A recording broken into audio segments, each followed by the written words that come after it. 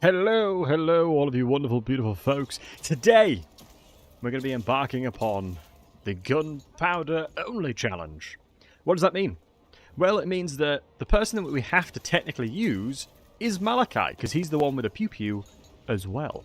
So, his starting army, arguably, blasting charges are Gunpowder, Thunderer, Gunpowder, Gyrocopters, Gunpowder, Cannons, Gunpowder. We may have to debate about the Doomseekers. I will disband them if we all agree. But if technically they're not Gunpowder, we can agree as a chat to say, hang on a second, Battlesey, come on, bud. Gunpowder only. That ain't Gunpowder. Although they hit like they have Gunpowder in those, and there's absolutely massive guns of theirs. But yeah, we're going to be playing on Legendary very hard. One of the reasons why I quite like Malachi in this one is because I can very quickly start recruiting Thunderers. We also have Gotrek and Felix. I'm going to put them in the army, just because of the fact that you can't really not. You know what I mean? You kind of have to have them in the army. So we're going to have a couple of heroes here and there helping us out. But I'm going to be quite excited to see how this one goes because, you know, one of the biggest powerhouses of the dwarves is the fact that they can have an incredible front line. And taking away Dwarf Warriors, Longbeards, Ironbreakers technically, I'm going to be left with a very, very, very vulnerable army. And it may be that I'm going to have to just, like, go with the traditional checker box with Thunderers. But you got to remember that Thunderers struggle in a checker box scenario because of the fact that they are Gunpowder in their line of sight is a problem. One of the biggest things that I think I'm going to struggle with is the fact that the line of sight and the ranged reactiveness is going to be a bit of a problem. Hey Jamie, Gunpowder only but elves. Do elves have any Gunpowder? I swear that like their law dictates they can't. Hold on. Let's come here. Hold on, the puppy wants to say hello as well, guys. She herself wants to just give a little hidey-ho to the chat as well, so I hope you guys are doing well. We're going to be jumping in, like I said, with the Legendary very hard, as always. And we'll jump in, and then with what you guys think, we can start playing around with it. Malachi himself has a big old gun, so we'll use that one. But nice. We should be able to see how this one goes out. But once again, happy weekend to all you folks. Hope you guys are all having a nice restful day. Do I still drink Holy? I do, Grackle, yes. I do indeed. Honestly, I really, really enjoy Holy. I think it's a great product. Go on. Right. I do quite enjoy guns. Overlord, what's up, buddy? Yeah, you can't really go wrong with shooting stuff, really. You really can't. In-game. In-game, before I get demonetized. In-game. Shoot things in-game. Always got to remember that one. Got to make sure to chuck out the in-game every now and again. Because very easily could get demonetized. Saturday night, beards and guns. Hey, Leffy, good to see you, matey. I see the pizzas. I had a Domino's yesterday. These are the fries. I had a cheeky Domino's yesterday, boys. Look, that was the Domino's box. It's a problem. Every single time I wear this hoodie, I want to eat pizza. It's really bad. I don't understand why. I don't get it why. Every single time I put this hoodie on, I have to eat pizza. It's like a law. Like, it's a strange phenomenon that comes over me. Pizza hoodie equals I'm gonna have to eat pizza. You know? I don't make these rules. Right, so we can see Malachi here starting army. Guys, do we get rid of the Doomseekers? It's not Gunpowder only, but it's, you know, it isn't a Gunpowder unit. So I guess the easy answer would be we're going to have to get rid of the Doomseeker. Because it's not a Gunpowder unit. But then again, if I look at the same thing, Gotrek and Felix aren't Gunpowder either. Tragically forced to eat pizza. Hey, Olaf. Be gone. Playing dwarves in PP3. Slow but beardly. Nice. How is Bloodborne? Honestly, my dog is... If you can hear my dog barking, I've given her such a lovely treat, which is a cow's foot. And she's just sitting there barking at it. I don't understand that. I'll never understand my dog sometimes. So yeah, we'll get rid of the Doomseekers then. No Doomseekers. I mean, Gotrek and Felix is an interesting one. So yeah, we'll see. I think... I'm okay for now, keeping him in. I'm okay now keeping him in. Unless you guys massively disagree. But we'll see. Hey, I look at you too, buddy. Keep Godric and Felix. You kind of have to, right? Team Tiger's no to go, silly. Hey, Meow Meow, good to see you. Your lord has gunpowder? My lord does have gunpowder indeed. He shoots a big old shotgun, I believe. Memory associations to pizza. We all know pizza is good foods. True, Kimura. True, true, true. Can a melee guy out the army? Hey, no, you can't take out Godric and Felix. You can't take Godric and Felix out. I mean, in fairness, I don't think they will do much. Maybe in the first army we can completely get rid of them. But the thing is, they're so good though. That's the sad thing, is they're so goddamn good. Wait, these guys are not gunpowder either, are they?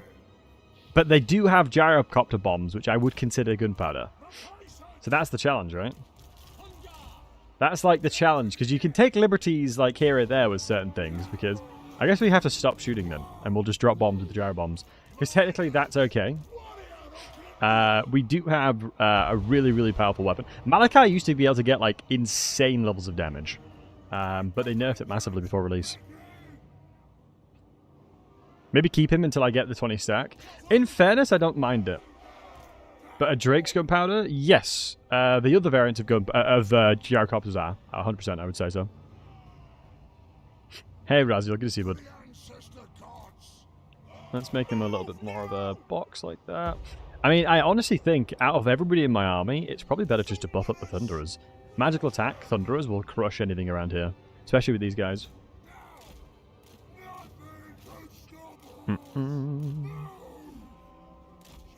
But they don't have gunpowder? Alright, we'll do a vote then. We'll do a vote. Because this battle wouldn't be decided by having Godric and Felix inside of it. I'm pretty much 99% certain that that's the case. That gunpowder, them being in the army, wouldn't have changed anything. Once they come close enough... Let's move these guys over. Nice, so we've actually forced them to move this way by repositioning you. Thunderers! Let's give some volleys out. It might be worthwhile throwing this out, because 30-second duration... Nah, we're okay with that. We're okay. Let's get some staggers with the cannon onto the general here, as that'll help a lot. All we're doing is basically stalling the Spirit of Grungi. And as well, so some of you may or may not know that the blasting charges count as gunpowder. I would say so, Luke. I would say so, because they are firing gunpowder. Let's get repositioned here real quick. Throw this one out, give them magical attacks, and then absolutely just smoke this guy real quick. Poison have just come off. And so this volley will probably do most of the damage. God, they're so tanky, aren't they? The Exalted Unclean ones are so tanky. See if we can still get some shots off. We are going to throw out the Spirit of Grungi here.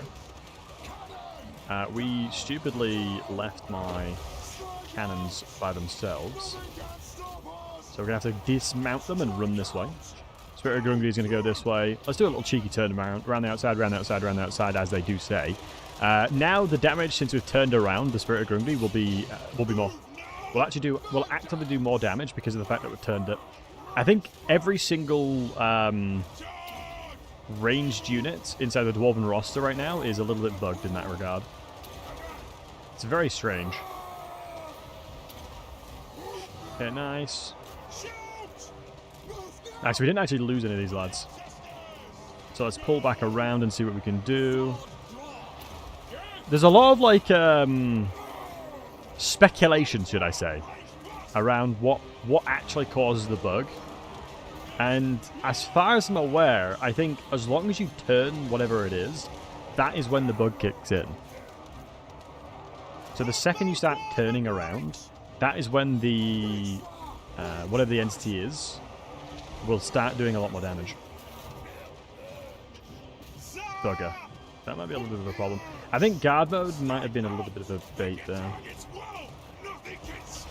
Yeah, we are struggling a little bit. What I needed to do is get these guys into better position. If I was a wider formation here, I think we probably would have gotten volleys off on the plague toads. Powder time? Oh, it is indeed. I think if you position correctly, you can still get them to shoot. Because you can see here, some of them grab their the rifles. Like, they're trying to grab the rifles, but they're walking forward. This, I think, is an interaction bug with range units at the moment. Are Slayer Pirates Gunpowder? Yes, I would say so. They're probably going to be my frontline unit. Slayer Pirates will most likely be the majority of my frontline. Because I'm going to have something. Cannon did a decent job. I'm going to probably get rid of the Brimstone guns, most likely. I mean, yeah, Godchick and Felix really didn't do too much there. But the blasting charges are going to be most likely my early game army. Or my early game power. Because I need something that's frontline. I think the gyrocopters, as long as I don't shoot with them and just drop the bombs, then that's technically gunpowder. Imagine flame cannons wouldn't count as gunpowder. No, Luke. Yeah, good point. Flame cannons are not allowed. I have to stick to cannons. Let's go with money. I'm fine with that. So the sooner I can get the entire province here, the better. I'm going to go with the Thunderers and Iron Drakes. Ah, that's a problem then, because we don't count flame cannons. We can't use Iron Drakes. That's the problem with the gunpowder only. Would you consider Iron Drakes a gunpowder? I think you can't, really. I think if you follow the same logic as flame cannons aren't, then it's not really gunpowder. Grudge Rackers would be very useful. So we'll have to go... I would say Trollhammer torpedoes are gunpowder, for sure. Let's go ahead and think about what we're going to do here. I think Thunder is probably what we're going to need to do. Because I suspect my army composition is just going to be predominantly them.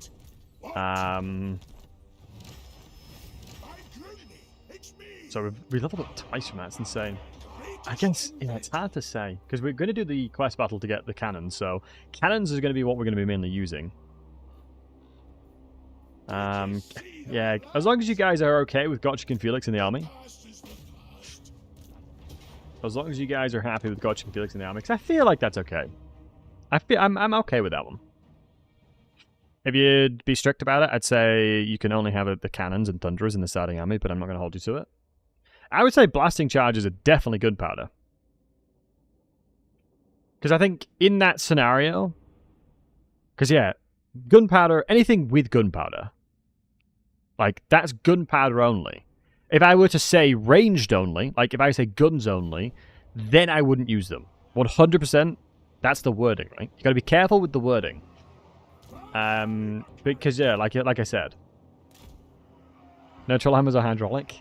Wait, Grackle. Blasting charges TNT? Yeah, I mean, it's big old... It's big old... Like, I mean, it's blasting charges, bombs, right? But yeah, we'll see with Gotchick and Felix, see how you guys think. Because for me, I'm not too fussed. Like, I don't think I need them in the army, but it certainly, you know, makes it less torturous. Because I think with the way that I'll be doing pathing, I'm going to have a hard time utilizing the early game composition.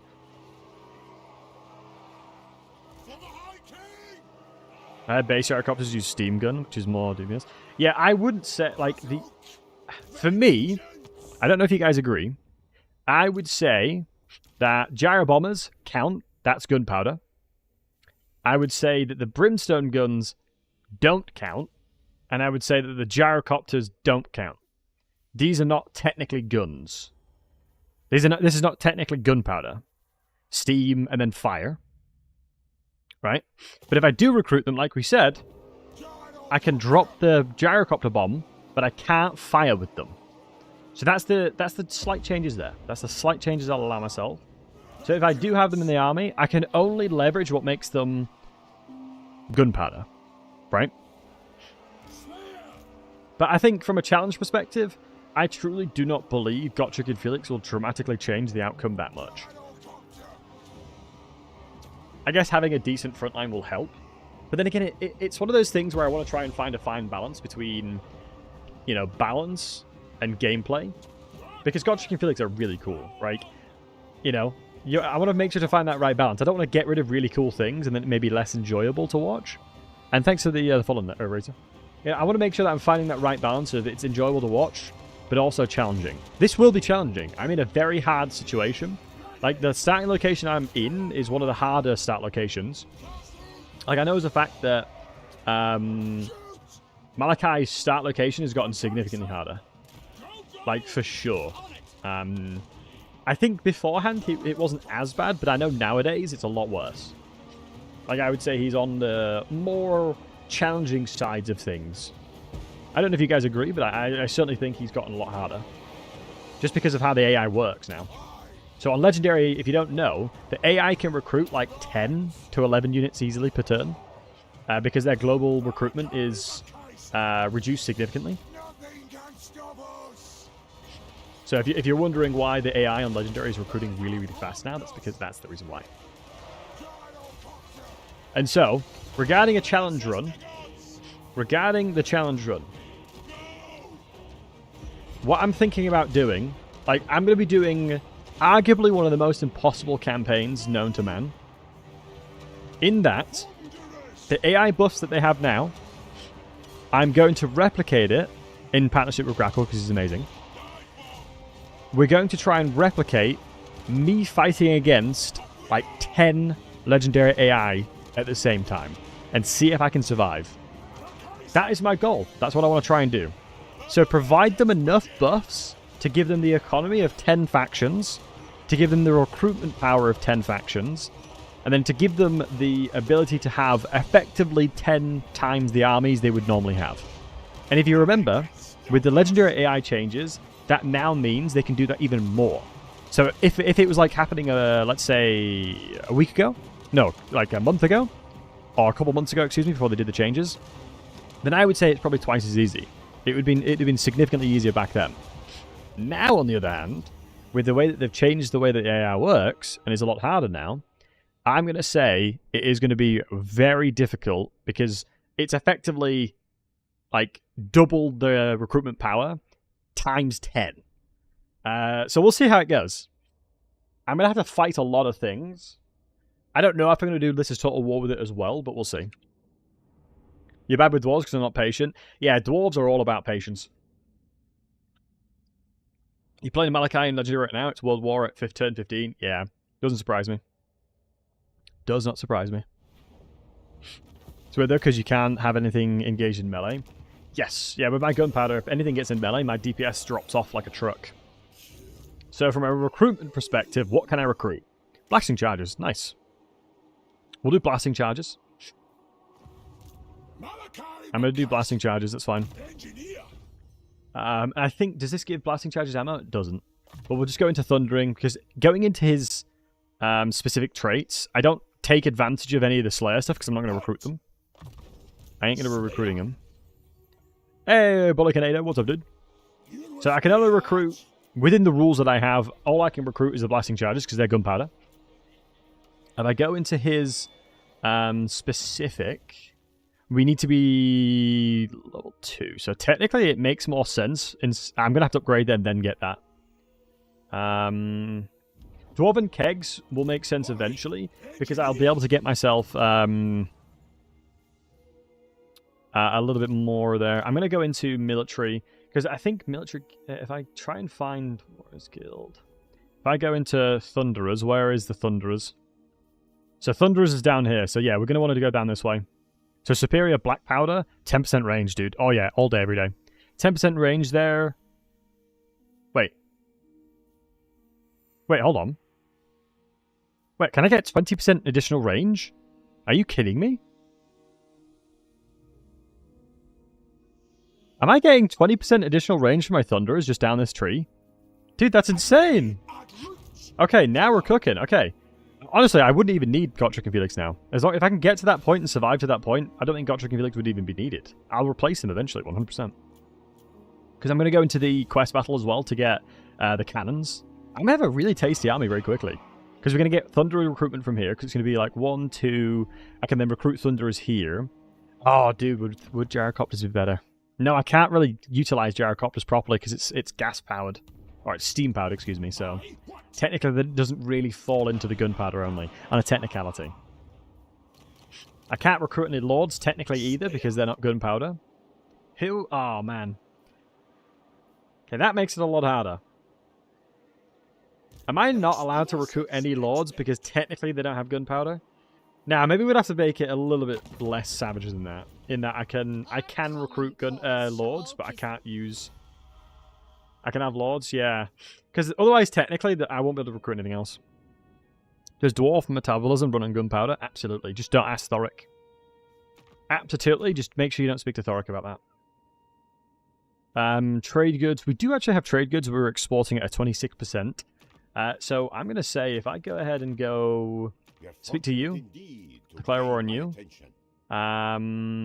Should be good bans, shouldn't it? Should be good bans. We'll see what that happens. Could declare war on you. Because that doesn't drag me into a war with the Azazel. And that's now giving me 700 trade gold. Because I believe if I go to diplomacy, you can see down here, 93%. So I need one more trade agreement for that. But you can also check it here. So there's two ways to check this. So trade, and you can hover over it like that, 93%. Or you can just go into diplomacy and see what your trade goods are. This is usually a way faster way of looking. Yeah. A lot more money just from the get-go. So yeah, 700 additional income straight away is really nice. I think the main thing I've got to do now is figure out how to get more Oath Gold. But I'm happy with that turn 1. Because I can only recruit the blasting charges though. So keep that in mind. Set a short campaign in the Evil Blunderbuss Shreds, short range though. Yeah, blunderbusses are amazing.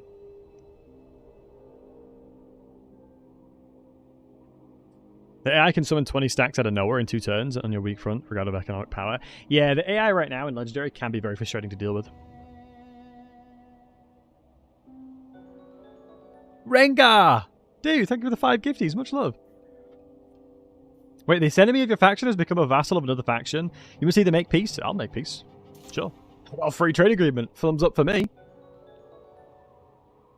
Easiest trade agreement of my life there. But yeah, Rengar, much love. Thanks for the 5 gifties, buddy. Oh, we take those, boys. We take those. So that's an easy way, turn 1, to get a trade agreement without taking peace. I think that'll make the guys hate me a little bit more, but that should be fine. The only people at war with me now is the tribe on the right. And I suspect they take Frozen Landing first, but we'll see what they do recruitment-wise. So upgrade to a hardened hull. So hardened hull, that's what we'll do. Since we're recruiting outside of our ship, we should just be able to walk forward. And if I go into stance, I can get another one of these bad boys. It's not worth global recruiting just yet. We're 2 turns away from starting to get Thunderers in here, and I honestly am very excited for this. The double 10% range on Thunderers. I think it goes off of base, so the 10% will increase the 145, so it won't go from 145 to what? Like 160 and then use the 160, it'll use the 145 again. So I'll get close to, I think it'll be what, 174, 173 range, which is really good. So I can't upgrade this one just yet. Dude, my money is 3.2k. I guess I'm not really recruiting too many units, that's probably why. 174 exactly, I believe. Yeah, I'm going to be looking forward to that one because that's pretty damn good. We can't recruit this, so I honestly might as well demolish because I can't use them. So maybe a little bit of additional money there might make sense. I think all the percentage use the base value. Yeah, it does, yeah. Also, sorry if you can hear my dog in the background. I've quite literally given her a really nice treat. She's just barking at it. We'll see. Player bias is the annoying part. Honestly, one of the biggest reasons why I really dislike the Ultimate Crisis at the moment is that player bias elements of it. You know, there's certain things that the Ultimate Crisis will just like sort of vibe out and not really do too much, and then other times they'll completely ignore like your armies and just take out your settlements.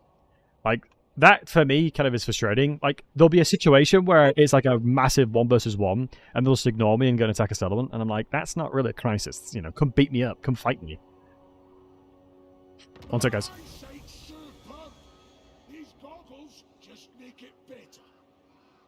It's like, come on, come fight me, you coward, kind of situation, you know? Like, I don't mind fighting a lot. Yo, Rengar, thank you very much for the 27 months, my dude. Dawi Gunpowder Dominance, let's go. The Gunpowder Dawi Dominance. Do not shame your ancestors, Dawi brethren. Do not shame your ancestors. Does range increase ranged weapon strength? No. Actually, the really interesting thing there, from a technicality, yes. And the reason... Hold on, let me... you guys know I love getting out the old paint. Give me a second. So if I get paint out... So, always remember, with gunpowder units, let's say this is the range of them. So, there are thresholds of how effective your damage is. At 100% of your range, you will miss, I would say, like 75 to 80% of the time. So you're very inaccurate at this dead zone, right? And then if you go to a roughly about 75%, so around here, and you're shooting around this side, you'll hit, I would say, you'll miss probably about maybe 20 to 25% of the time. It's not as bad at all. So this is calibration distance. So between this distance and this distance is when your calibration distance starts to snowball a little bit. And so this is sort of where you want to be shooting, is roughly about 75%. Now, I get asked a lot, Battlesey, should I stop shooting max range? No, still shoot max range because you're very unlikely to use all your ammunition anyway. So increasing your range effectively allows you to have, you know, this box extended, which means that you are more likely, since you have higher range, going to be able to utilize your gunpowder more effectively because you'll volley it like quite far away, and then they'll get close enough to ignore calibration distance at this point, and then get to like the dead zone here. So range technically does increase your damage. I hope that made sense. It's a really weird one. And Chosen, hey buddy. It's sort of like one of those really, really not black magic, but it's definitely it's definitely weird the way it functions. And think of the hype train, boys. I swear it was your voice on the POT trailer for one of the voices.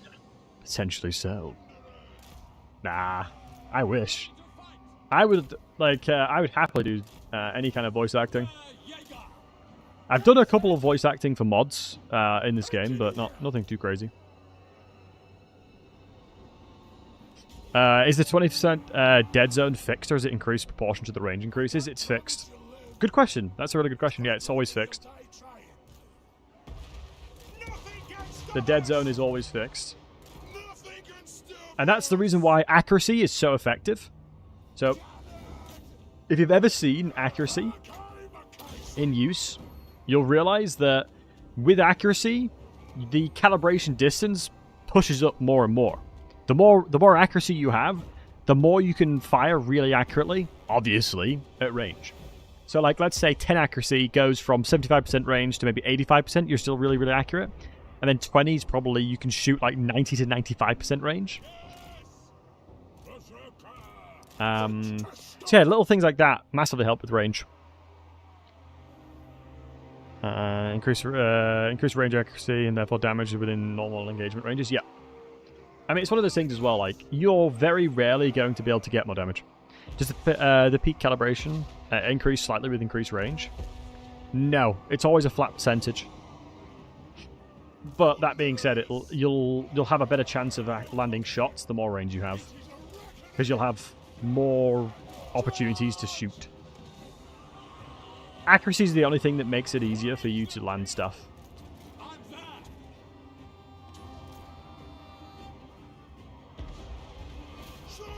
Let's shoot the Beast of Nurgle. Just really good to get out of the way. God, nothing like Thunderers. Beast of Nurgle down. God, I love the Beast of Nurgle. It's such a cool unit. Ooh, cheeky breaky. Hold on, let me reposition. That was a really smart flank by the AI there, because realistically, I'm going to struggle to get much damage off there. Let's drop that down there.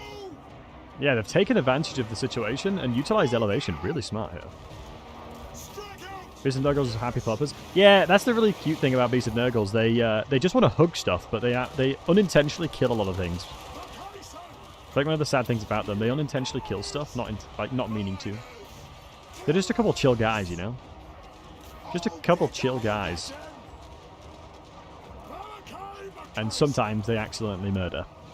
Because they legit just want to hug you. That's like to the only extent of it. They just want to hug stuff. Alright, let's get the bombs down here as well. So we're allowing ourselves the gunpowder bombs here. Let's turn around and shoot these guys. Let's use the Spirit of Grungy as well. Let's make advantage of the gunpowder bombs here. So they're running away. Cowards. Oh yeah, you can tell when the Spirit of Grungy comes into play. You can always tell. Let's drop this one and pull back. I'm just conscious of the fact that we can lose a lot of entities here if we're not careful. I really need Gotchik and Felix to come deal with the Lord. Because utilizing their talents on just inventory, not a good idea. It's helium fueled. Hey, it shoots guns. And Merkman, thanks for the follow. It shoots guns and bullets and stuff.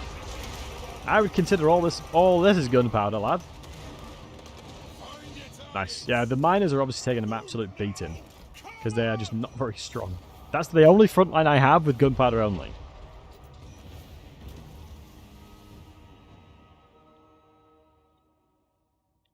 Engineers help the accuracy? Massively, yeah. Massively.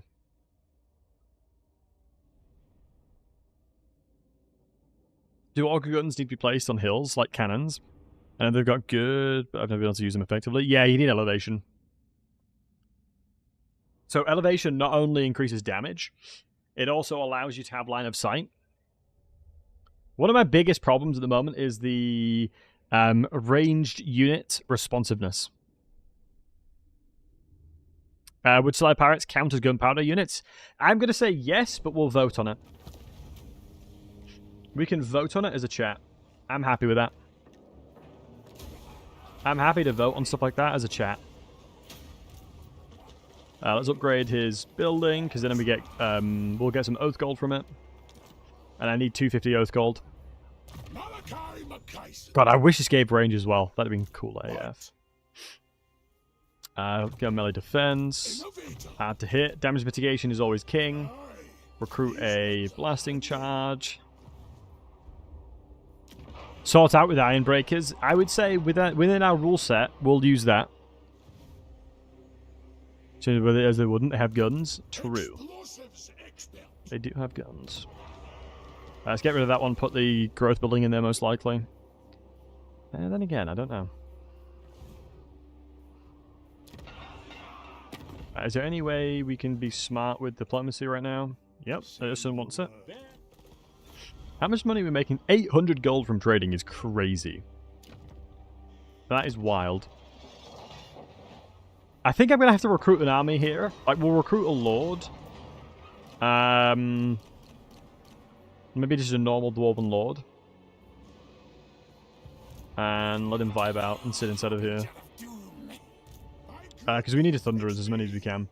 I mean, my normal pathing is just to send Malachi towards Throt and beat him up.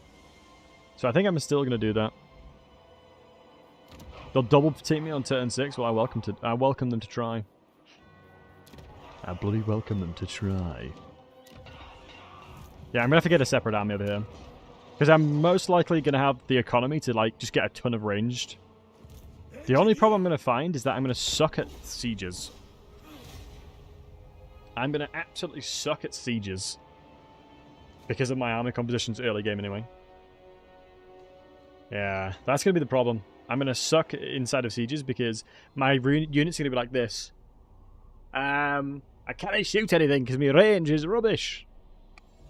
Whereas Quarrelers are Giga Chads in sieges.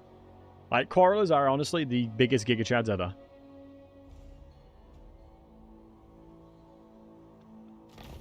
I would argue that Quarrelers are one of the best units in sieges. And I don't even think that's that controversial to say. Quarrelers are insane at sieges. It sucks I can only recruit 2. Ooh, Spirit of Grungy, Slayer Pirate. Defensive or offensive? Offensive? Both. They're just incredible at everything. Right. So Slayer Pirates have the pew pews. God, the Dwarven roster really is it really is tasty. Do we go growth or do we go oath gold? Let me have a look at the quests. So, Confederate Lord, I'm not going to do that anytime soon. Captured Karagdum. Yeah, not really going to be able to do that either anytime soon. What? Engineer. What? Alright guys, do me a favour. Type 1 in the chat right here, right now, if you think Slayer Pirates are gunpowder units. Type 2 if you think Battlesey, you should not recruit them. No recruitment here. If you think it's a 2, if you think it's a 1, let your voice be heard. Do you think it's a 1s, guys? Okay. We're saying these are gunpowders? Okay, boys, okay. Right, okay. Pretty resounding yes on that one. I mean, it's going to be quite interesting to have a hybrid of Thunderers plus Slayer Pirates together. The gunpowder, but I want you to suffer. Now, that is the most chat army I've ever heard, I've ever read in my life. They're pew-pews, they're pew-pews. True. One that's controversial, yeah. I'm tempted to remove the gyrocopters. I'm going to have to eventually because they're really useless because I can't shoot with them. I legit can't shoot with them at all. The only thing I can use them for is the bombs. So let's get some more Earth Gold. That's a good point. I say 2 now. Nope, no change in your mind. I'd rather do the Earth Gold building. Yeah, I'm going to do the Earth Gold building specifically so I can get access into the 250 tech as soon as possible because I don't want to delay myself on that one.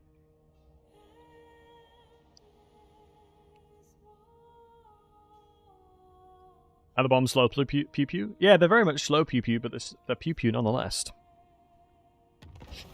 Right, so we already know what I'm going to do. Oh, this could be really nice. This could be a really good way. Ooh, the grudge armies. If I get a grudge army, most of them won't be...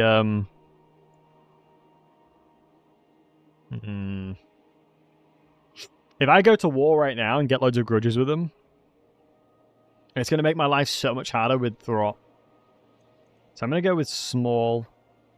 I mean, it's one of those things, right? If I give this vote to chat, you're all going to say to go to war. Like, without a shadow of doubt, every single one of you psychopaths will say, Battlesey, go to war here. Like, there's not even a question. There's no doubt in my mind. Like, actually, 0 doubt in my mind, you'll all tell me to go to war. But logically, in the campaign situation, I should probably do into the book.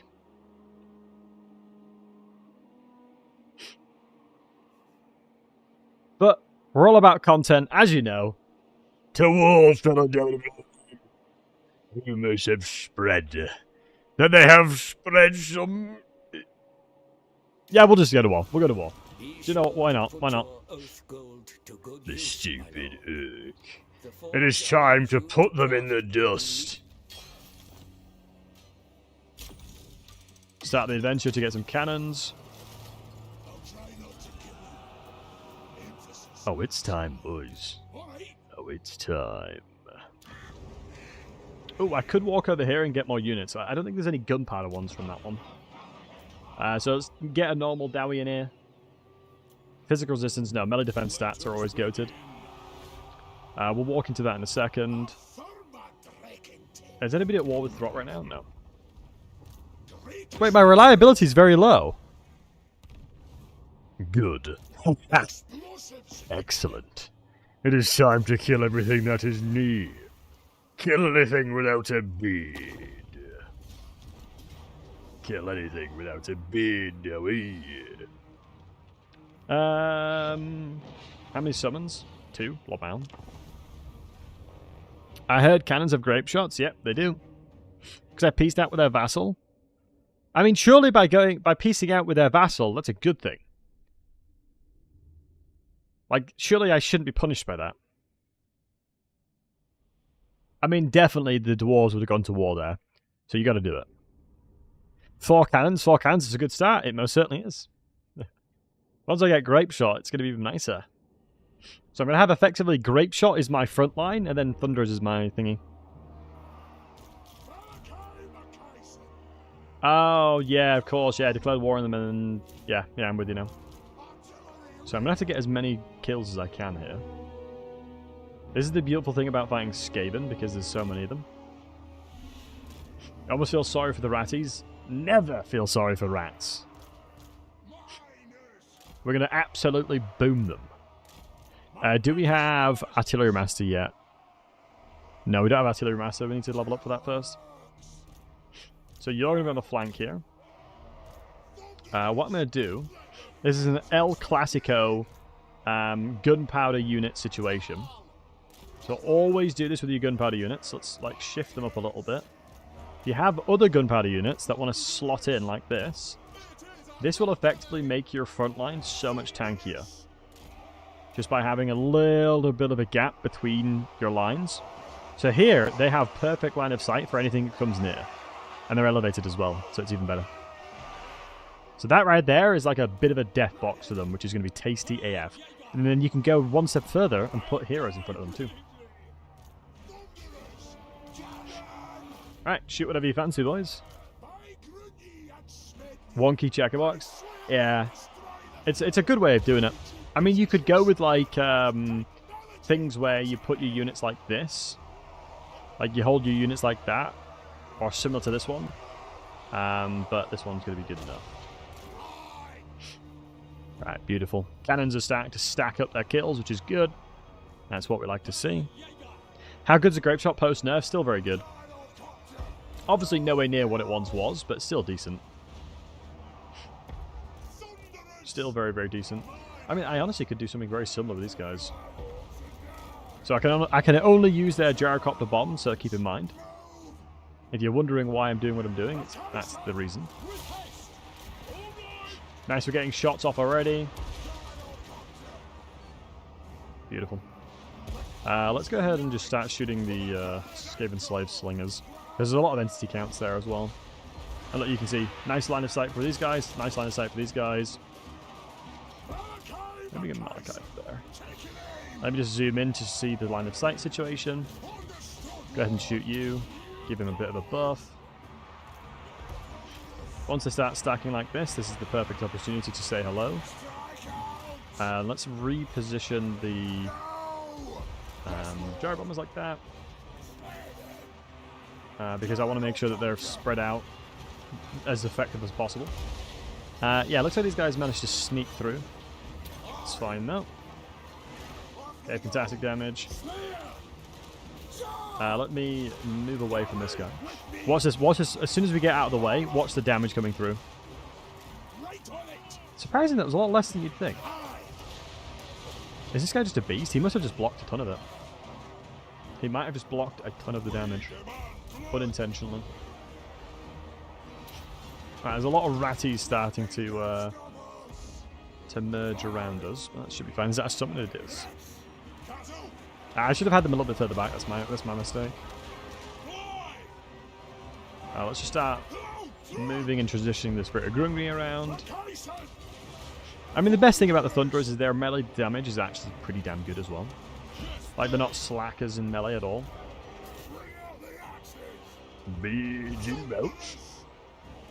Yeah, definitely needed to reposition there a little bit. Let's go ahead and make it fast. I am actually kind of intrigued to know. Honestly, not a terrible amount of damage there. I should have definitely have cast it into the Lord, though. Do you know what? I should have used the Slayer Pirates to kill the Lord, too. Lots of little things that we might have been able to do differently there, but... Hey, first time using this composition. How about you? Grape Shot Cannons compared to the Organ Guns, which is better? Oh, Grape Shot Cannons 100%. Because Organ Guns can only do really one thing. And that's, you know, do what the Organ Guns, what the Grape Shots can, but you can change what you do, right? You can be like, oh, actually here what I want to do now is swap that around and then start really going for long range shots, and Organ Gunners can't do that. Seem to do less friendly fire. I mean, you got to take a little bit of the page out of Skaven's book every now and again, you know what I mean? Wow, Malachi really is getting his butt kicked. I'm surprised by that. Malachi really just got his butt kicked. Yeah, maybe going as wide as I did as well was a bit of a mistake. Yeah, I'm starting to like really think about how this composition will start thriving, which is good. It's good that I'm constantly thinking about that now, because it needs to be top of mind constantly. How I can make sure that my units are as impactful in the battle as possible. Because gunpowder units can be very janky, right? Like very janky, so you got to be careful, especially due to the way that the range responsiveness interacts. Yeah, I should have gotten Gotcha Felix over there as well. But once again, I kind of like baited myself into using them specifically in a situation where they were holding units or holding infantry back, and I didn't really need to. I'm intrigued to see who shoots there. So 11 HP. I mean, I'm assuming Gotchuk will have a charge animation coming up soon. There we go. Cut him. Do not shame your ancestor, my brethren. But I have the DLC. Just waiting on all the balance changes. Oh, the dwarves are in a good spot now. I mean, if you've not played the dwarves yet, I would give them a go. I would give them a go now. But nice. Really tasty amount of damage. The 11k damage is the bombs alone. That's crazy. We didn't shoot at all with them. The Slayer Pirates were nice as well. They held the line. But the problem with Slayer Pirates is they're really good against everything, right? In that low tier infantry, they'll take a lot of damage, but they'll still do a lot of damage. Because they have no armor. So you got to be careful with the way you put them. Like, if I put them against, like, some Giga Chad Chosen, they'll do just as good. Which is the crazy thing about them.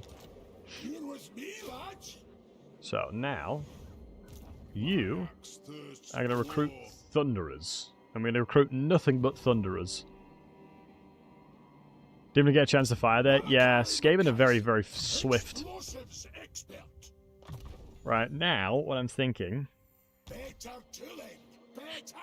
Cannons, I suppose. Suppose cannons will be next. Yep, tactician. What? What are we talking about? What are we talking about? Skaven ambush defense chance plus ambush defense chance plus 50% is actually quite nice. I think just popping a point into that just in case, if we're ever out and about. I don't hate the idea of being harder to ambush. Vanguard proficiency, 4 turns. Oh, we're going to be 1 turn away, so we're going to have to try and get a little bit more Earthcold there. I'm going to try and get this to tier 3, because then I can start getting Grudge Rackers as well. And my composition, I'll probably replace the Slayer Pirates and completely go into... I think I'll get rid of all the blasting charges at that point. Because here's the big brain gamer move. If they can't reach me, I don't need a front line. Right, guys? If they cannot reach me, I have no reason to have a front line. Oh, we were 39 kills away from getting Grape Shot. Throt might be around here, but we'll see. I guess these guys will probably struggle to walk all the way this way. Oh, of course, yes, Strelts. I could align myself with one of the Kislevites to get gunpowder units too, for sure.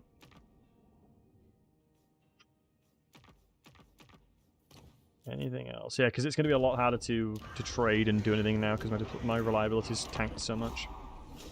But we're making a good amount of cash, so I will be able to afford 2 armies. Now I'm probably going to be more... my budget's going to be constrained a little bit more. So I'm probably going to have to get rid of... I'm going to say the Gyrocopters. I'm going to say get rid of the Gyrocopters now.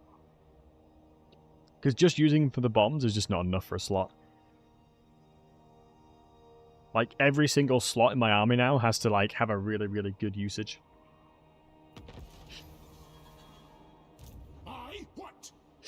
Wait, this guy's force match right in front of me. How many settlements does he have? 2. And if we press control... Yep, he's taking the settlement. One of the easiest ways to spot where the Skaven are. You can do the same with attitude as well, but it's a lot harder. Normally, looking at growth will always tell you what the Skaven settlements are, even though it's an Undercity. So I now know Throt is most likely in here. So if I attack the guy on the outside, that might mean I can pull them all into a fight. If I go over here and remind myself what this is, I'm trying to remember which options I get available to me. So offer shelter or offer retribution. I don't believe I get an option for ranged units, so I'm going to go offer shelter, which means that we can go with the construction or we get growth additionally. I'm going to go with relocate them.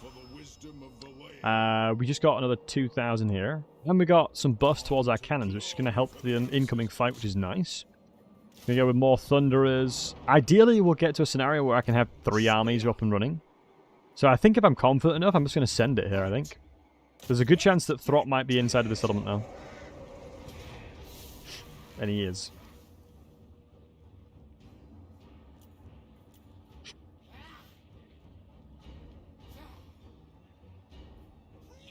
And I killed this many Skaven. Oh, Gorich is inside of Throt's army as well.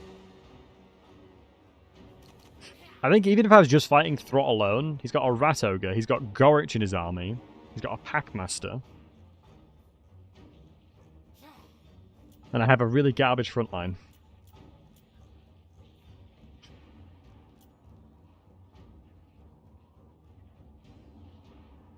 I'm not able to use my Gyrocopter either. If I could use the range now, if I could use the fire of the Gyrocopter, it might be a lot easier.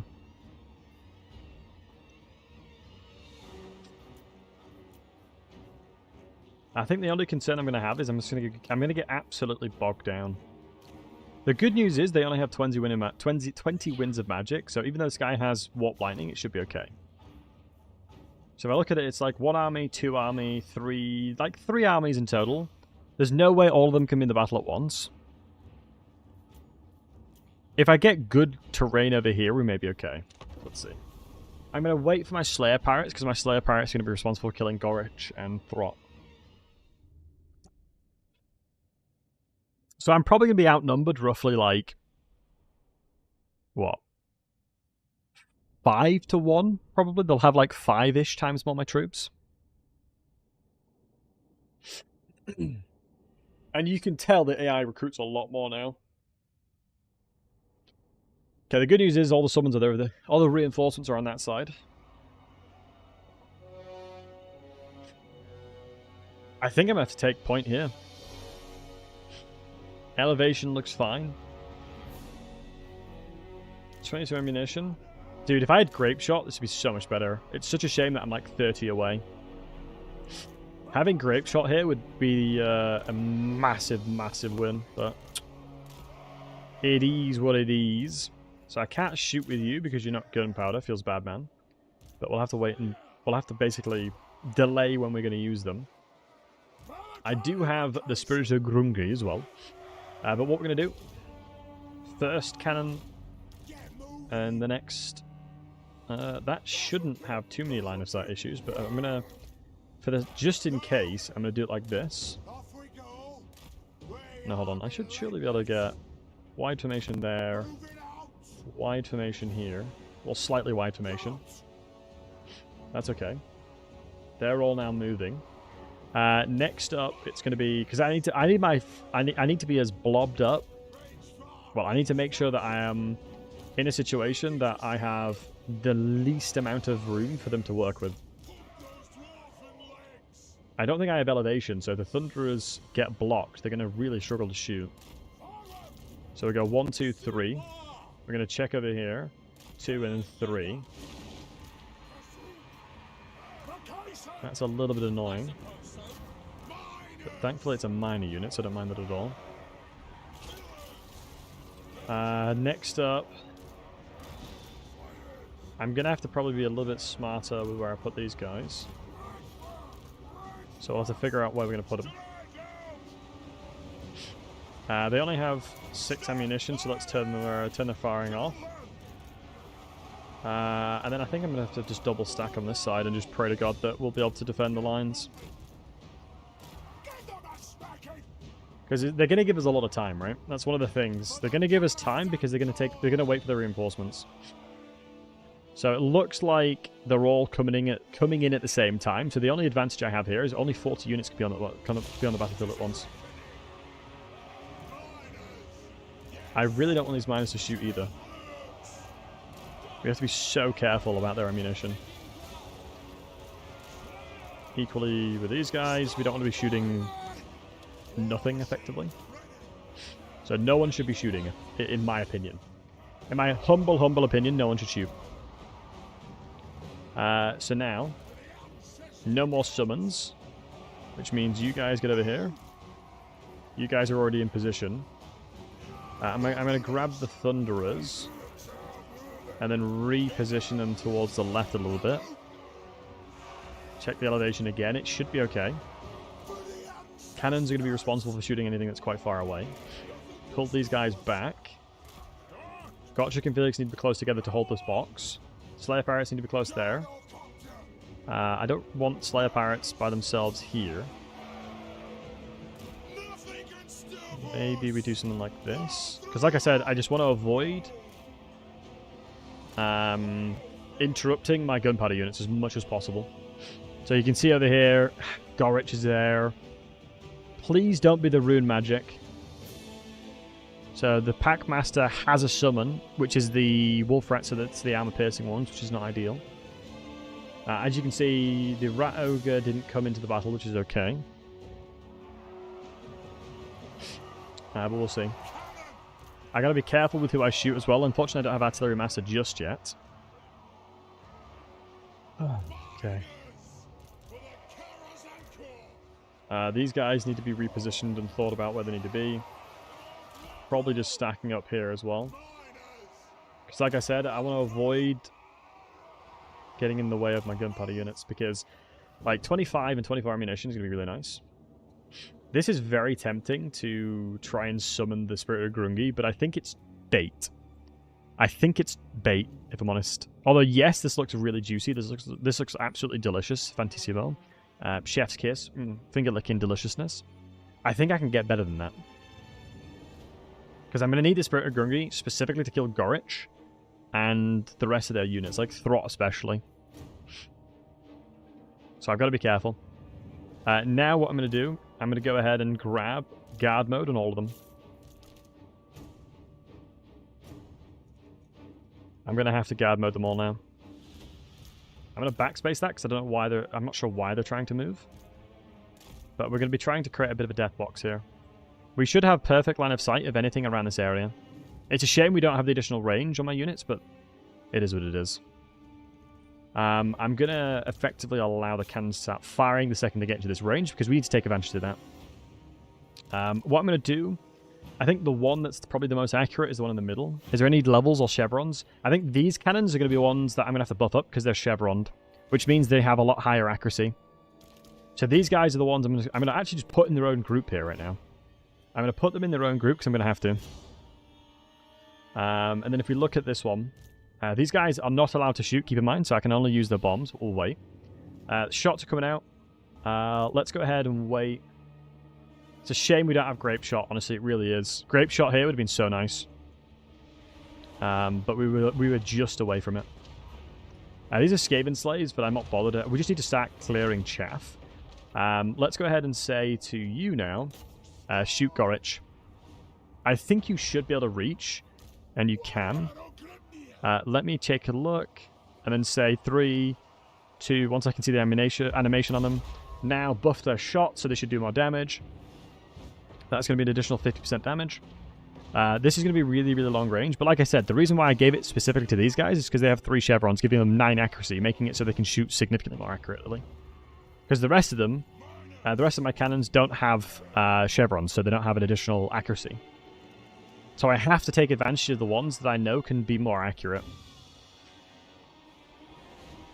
So we're doing everything we can to shut as many of them as we can. Shut down as many of them as we can. I'm going to say shoot Gorich now. I can't handle Gorich.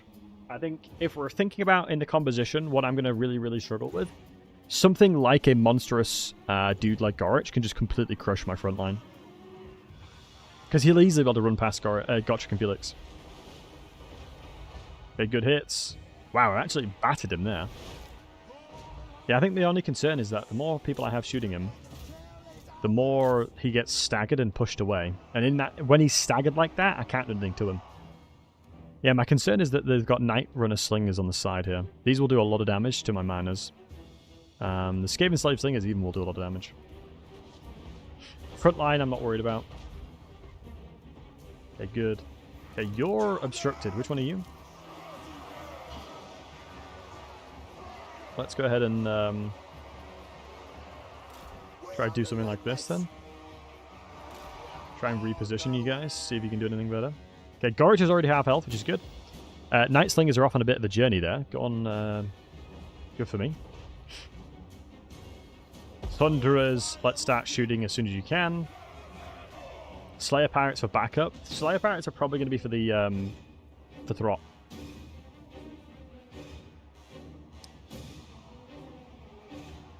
They're staring at us menacingly. There's still so many units left. I would say... let's get the buff on these guys again. I need to maximize DPS, so... The cannons should be shooting... Yeah, they're doing a lot of damage now. Really good. Really good. Next target will be Throt. So let's start shooting Throt now. I think with the accuracy, since they now have, what, a bit 12 accuracy, is it? Yeah, 12. Because it increases by 3 per chevron. They should finish Gorich. And then Throt will try and be the next target here. So more units are coming into the battlefield, which means that he's just been killed. Let's now start killing Throt if we can. My Thunderers are going to need to start dealing with a lot of the chaff here. I'm actually a little bit afraid for my Slayer Pirates, I'm not going to lie to you boys. Do you know what? I think it might actually make sense just to run out here.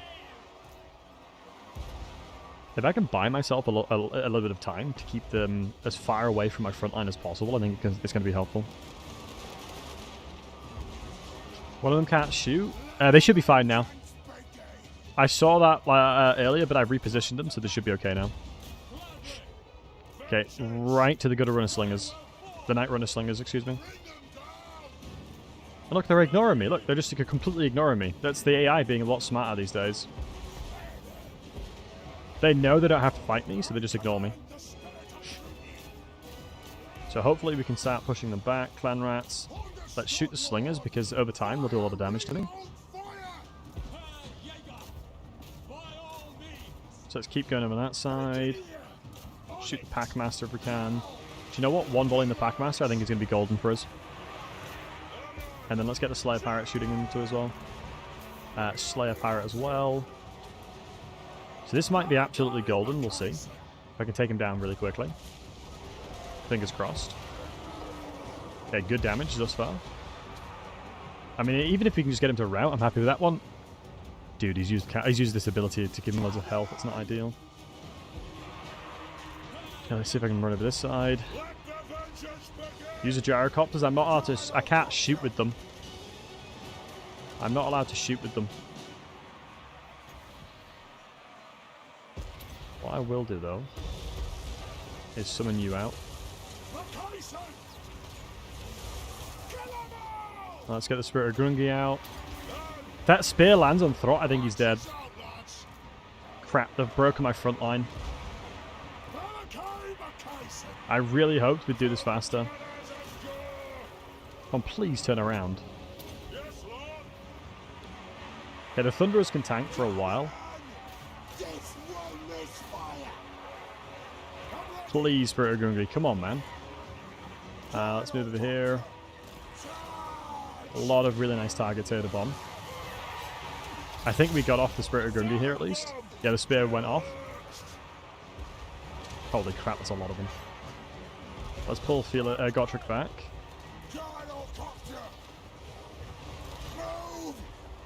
Let's put my gyrocopters here. And then that's I'm going to drop that one there. That's going to be a really good shot. Yeah, good. Now shift them over to this side.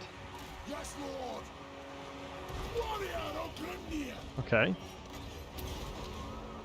Oh my goodness, Felix is on this side, defending that. Okay. Drop the bombs on this one as well. Now let's get you over this side. I need to be paying attention to the Mutant Rat Ogre that's incoming as well. Honestly, hold on.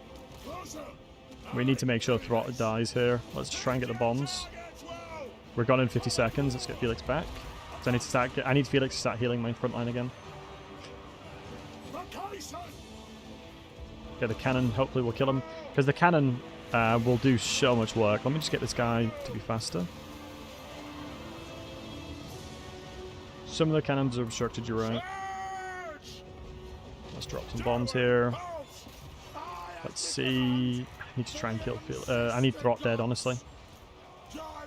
I really wish I could shoot with the gyrocopter, but I can't. I really wish I could use the gyrocopter, but I can't. I am not allowed for you, see. Malachi's going to have to pull back out. If Gottfried can get on Throt here, that might be really good.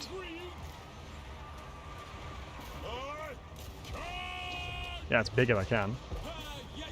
Alright, Felix needs to come back. No, they pushed through a little bit there. Dude, if I could, like, somehow figure out how to, yeah, get Felix over here. I really wish I could get the bombs off. I just don't have enough space to give them. If I can break the front line here, we actually might be able to start cooking them. Might be able to start getting some shots into here.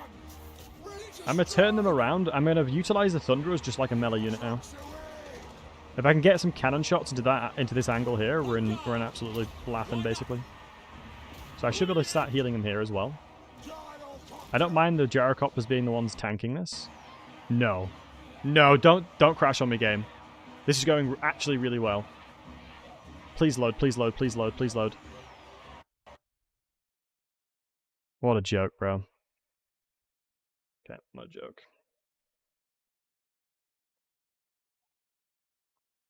Okay, we'll do it again. Using mods? No, I don't use mods. Ah, it's a painful crash. See me Alt F4? I don't have Alt F4 on my keyboard.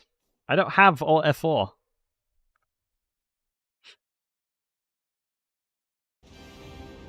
Chance to use as blasting charges, I guess? Yeah, true.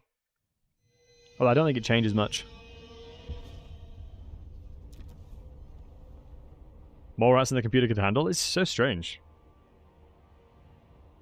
It's the anti-cheese detection and system of the... yeah, maybe. But I think we... excuse me, I think I misplayed that one anyway. You know, I didn't really get much chance to utilize my... yeah, I didn't really get a chance to use the miners, didn't really get a chance to use the thunderers. Decoy keyboard, yeah, that's it. Do you guys honestly, do you guys think I have two keyboards plugged into my PC? And I only show you the one that doesn't help the F4 on it? Is that what you guys believe? Yeah? Okay.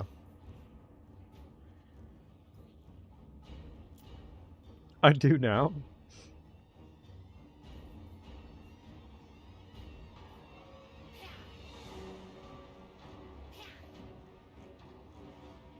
Do I,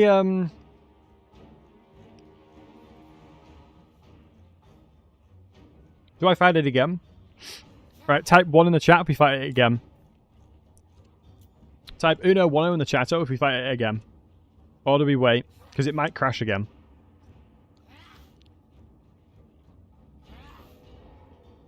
I think it's winnable. Like, I'm actually certain it's winnable.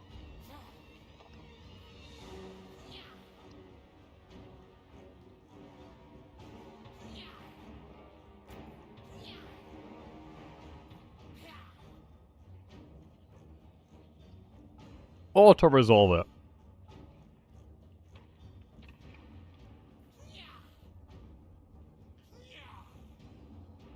That seems like a great idea.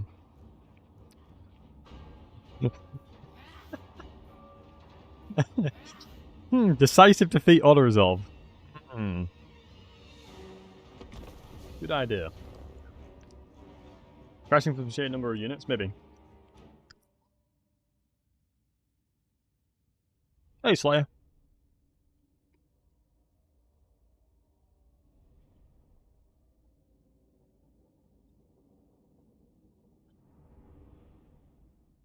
I'd be interested to know if easy battle difficulty would have won the auto-resolve.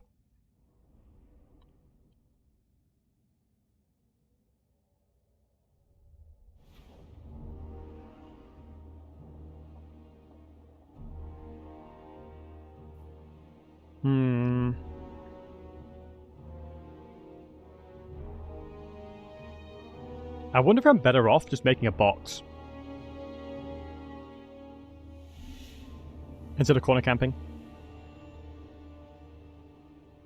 I don't think so. I think I have to.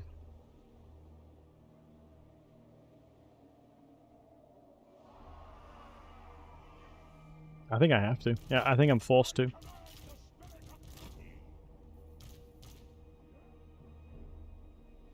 It's just such a shame. I mean, I might be able to box it around here. Or, like, use this, for example. I'm starting to think. Let me cook. Guys, let me cook for a second. Hold on. Let me cook. I actually have an idea here. I think I'm cooking.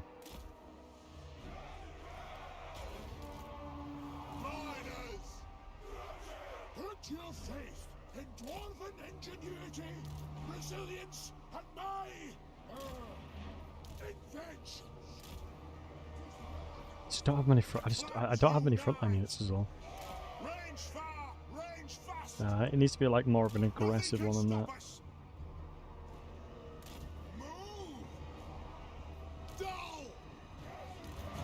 Because then I can have the cannons all behind.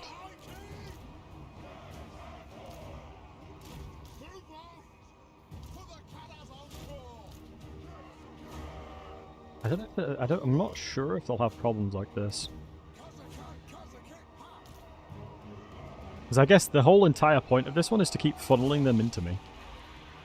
Oh crap, I forgot the spawns.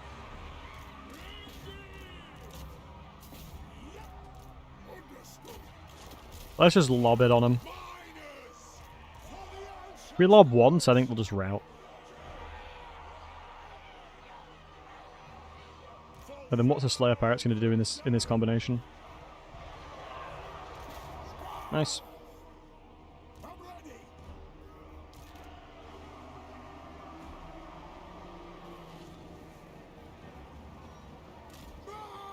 Yeah, how can I synergize the Slayer Pirates?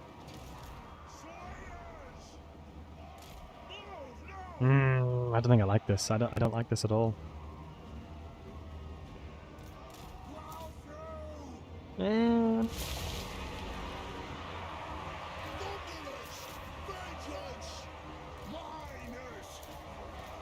There's the Thunderers in. That's all their summons now. Yeah, just charging in from behind should rout them. Yep.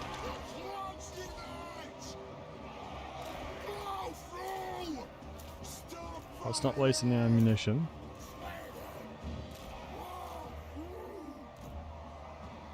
I think the cannons are going to be absolutely useless here.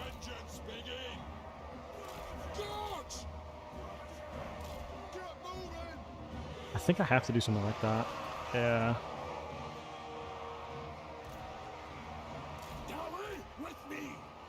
Because I need another unit holding here.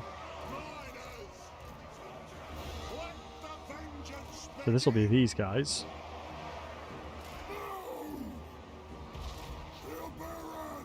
Something like this. And then these guys like this.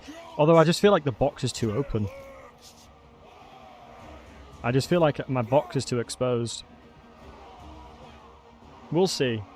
I feel like this is okay. It's just, obviously, very quickly it could go wrong. Because as hordes of them come in, the only benefit of this one is they're going to rout off the battlefield very quickly. I guess the one positive thing is we can very quickly move where we need to be.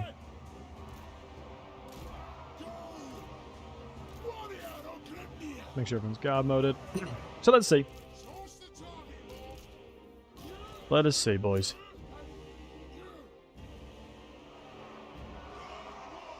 Anyways, on type of mission. Yeah, I feel like this is a little bit more, like a little bit of a, what's it called? Adaptation to what I need to do. For the ancestors. Like if I do this with you, and then like that with you, Charge! I can open up this box depending on what I need to do.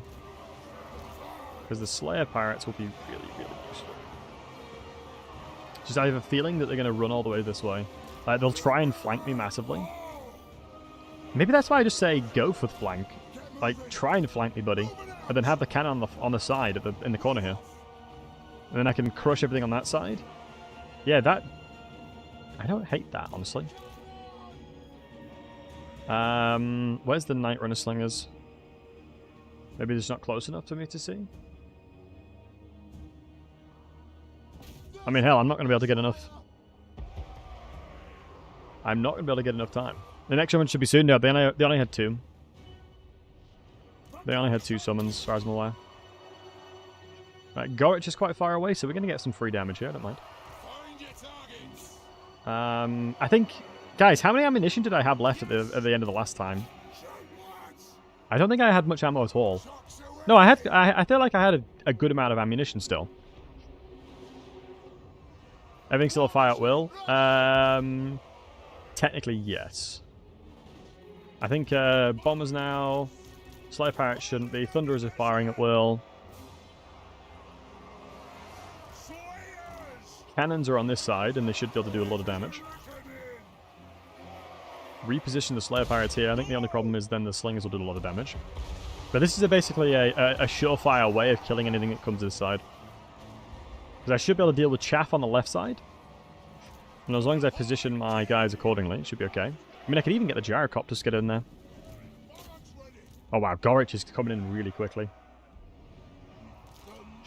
Yeah, Gorich is really racing in now. I'm going to start shooting with the cannon. The General has Plague magic, so I don't mind him casting. I think the only person that's going to be casting that's going to be a nuisance is obviously the Warp Lightning guy. Yeah, beautiful. You see the difference in damage because of the fact that Gorich is quite close? It's calibration distance, man. It's crazy. Do you know what? Maybe if I repositioned you ever so slightly like this, I'll have an angle to shoot through you. Like that. Yep. That'll be it. That's the ticket. That is the ticket. And like I said, we're really close to the corner. Super close to the corner. Okay, Gorich has been dealt with. Good. I need to make sure he's shattered or at least routed fully. I don't trust him because I want to make sure Gorich is A, shattered. Don't kill him anymore. No need to waste any more ammunition. Let's kill the Pack Master now. We're going to be starting to shooting them back, which is good. Doesn't matter who we shoot as long as we shoot something. Generally, I don't care who we shoot. Maybe killing Gorich would make sense. But then again, I think we're going to be attacking them straight after anyway, so that's okay. Should be able to hold these guys back quite nicely. These are all Skaven Slave Slingers. The Slingers, these are the Night Ringer Slingers, so let's go ahead and wait a second. I don't want to just do it just yet. Throt is all the way back there, so we'll wait for that one as well. They're starting to collapse in, but like I said, we've got a good situation now because we can shoot through here. Like so. And we have a perfect angle from this side, as you can see. So Slingers are now firing on us. Miners can release their shots whenever they fancy as well. Packmaster has been pressured enough that they're close to routing, and plus we're getting some extra hits in. Let's go ahead and fire into the Clamrat Spears if we can. I think it'd be too greedy to try and reach the Slingers there. Excuse me. Let's try and get the Night Runner Slingers in. My Lord is under attack. No worries. When is Throt in the danger zone? Let's get the most accurate cannon still shooting. Try and stop any of that coming through. Now we're in a position where they're going to start flanking on the side. But this is the reason why we positioned the cannon accordingly. Let's get some shots into the Skaven Slingers of this side with the Thunderers. Same with this side. And let's turn around to see if we can get some hits over this side. Let's make sure we're not going too crazy here. So since we've bought enough space here, let's try and shoot whatever we can. Pull these guys back. The cannons are now shooting into a really nice direction on this side, like we said. When's Throt ready to be shot at? Not just yet. Yeah, nice. At least that we have a flank cannon, which is in a really good spot, which is really nice. That's like kind of goals of what we needed, really. So now let's start dealing with what we can shoot still. Let's make sure we're protecting the right flank. Yep, look, we're routing them already. Perfect.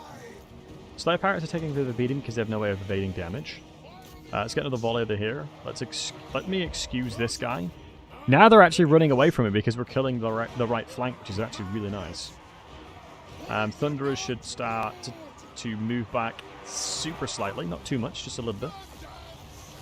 Yeah, the clan rats have pounced on that, so let's start shooting them again. Let's widen up the formation as much as we can with the miners here, because we're going to need to. Let's focus on what we can do. This miners are going to be in trouble in a second. I think Gotchik and Felix should start buying a little bit of pressure here. Throt is almost in a position where we can start shooting him, so let's just go ahead and do that. If we have to move up too much, I'm gonna say no and no. Only if we all were in range, and we all are now in range, which is good. Gotchik and Felix is doing a great job of putting pressure down this side. Let's just have a little look and take account of this one. I think this is the gyrocopter angle now. Let's go ahead and put them in a group. What I'm going to do is I'm going to get the Slayer Pirates into combat. Let's fire up Will just while they give the chance.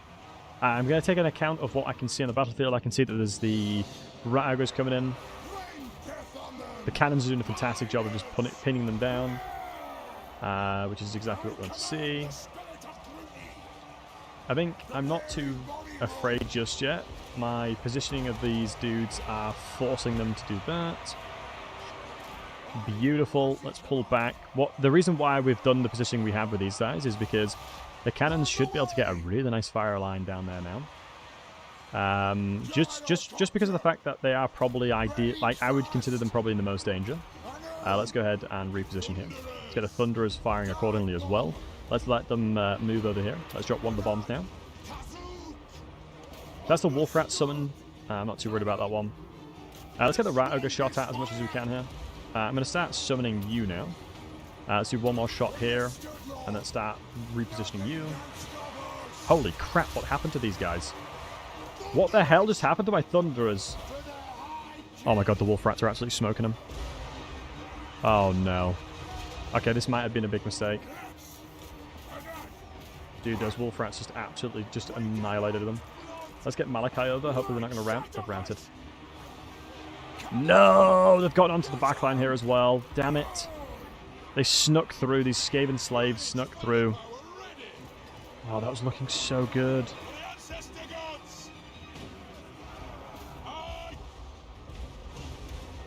looking so good.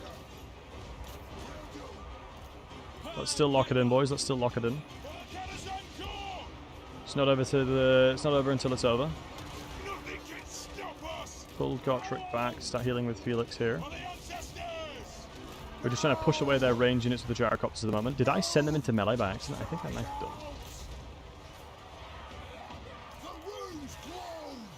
done. Let's pull back these cannons if we can. Hopefully the Wolf Rat's going to start routing, and they are. Thunders are now engaged in melee, so let's get these cannons out as soon as possible. Mass routing on this side, which is really, really good to see. I think I'm just going to go ahead and just try and kill this Mutant Rat Ogre as quick as possible. Especially because of the fact that it's going to be a real detriment inside the backline here. And it's just terrorized with my cannons. Beautiful damage, by the way. Let's see what we can shoot. Now I suppose the hope is that Gotchik and Felix can deal with Throt here. I'm be inclined to say they probably should be able to. Let's try and get the Spirit of Grungi and Thunder Badge moving around where possible. We should have repositioned the cannons, but they're already being collapsed upon. It was not in combat. You're not in combat. Let's see. Survey the battlefield where possible. I'm going to keep those gyrocopters in combat. Why not? The rat ogre hasn't quite routed yet, so let's try and see if we can do this. You're not firing, but let's see what we can shoot. Gyrocopters are doing a good job attacking there. I suspect Gotcha and Felix will be in a bit of trouble here. I just really need these guys to rout. Oh, I was just about to give a really nice firing run with them. So, if they can get rid of this pesky mutant rat ogre, I think we have a really good chance here. Because if I can push them away, we may have a chance. Let's get you guys out now. Because I can heal a lot with my heroes. So Throt is a small entity. These guys are going to fight to the very last one. I'm going to pull them back, because I don't need them here. I just need to buy space for the cannons.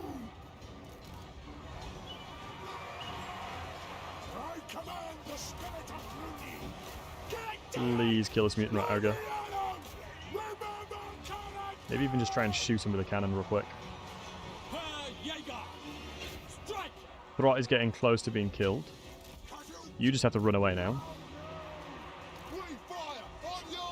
Please, cannon, just absolutely smoke the mutant rat ogre. We need it. Shots when it's off. 102 health, man. Come on. If it's the last volley you do, buddy, just kill it.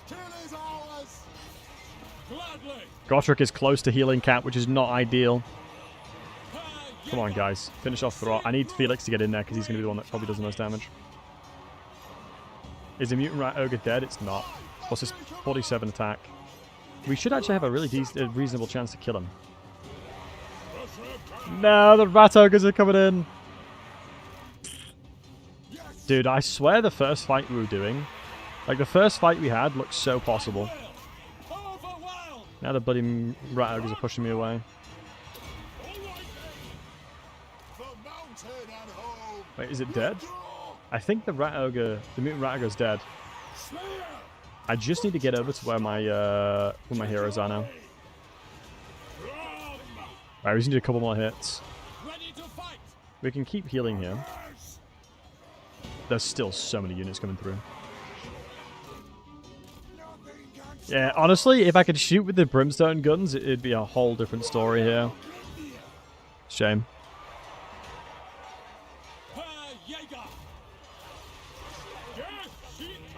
Wow, Throt is 7. Oh, nice, we killed Throt. Okay. Pauses.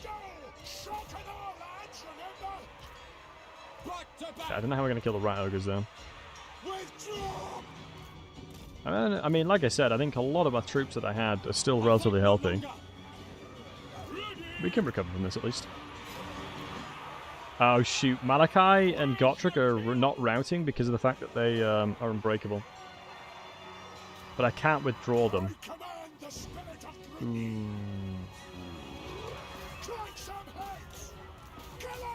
Okay, that's not ideal. If I could withdraw them, then... Oh, I can. Hold on, I can withdraw them.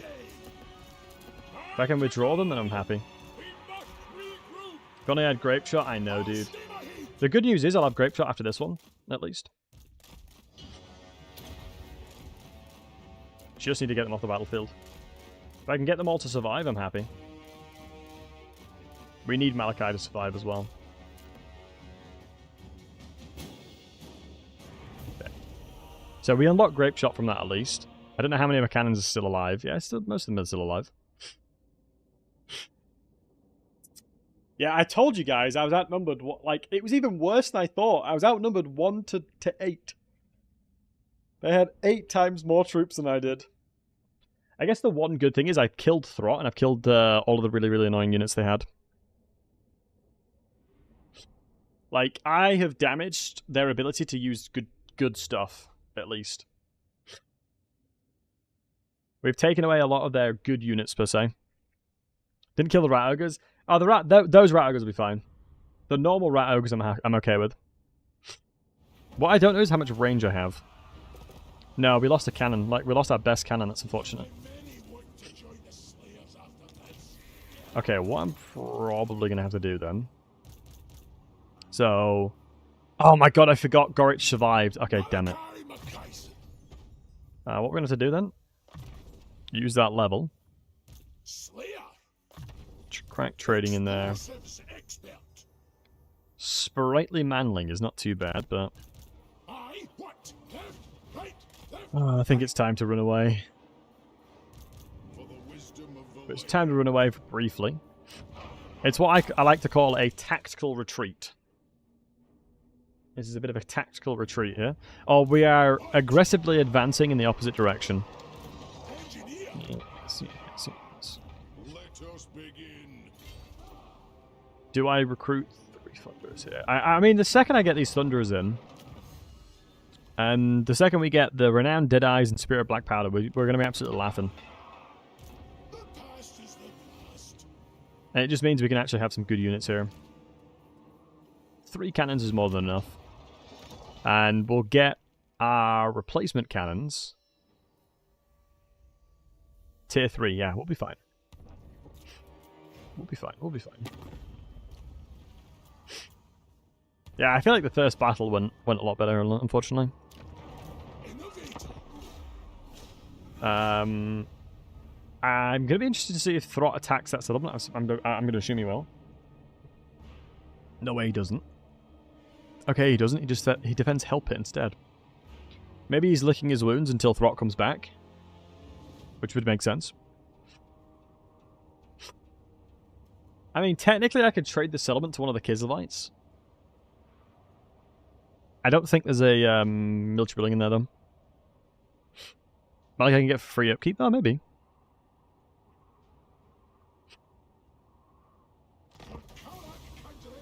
Kill 3,000 units, sure. Crack a Drac. An unusual site has been discovered near one of your settlements. What's this?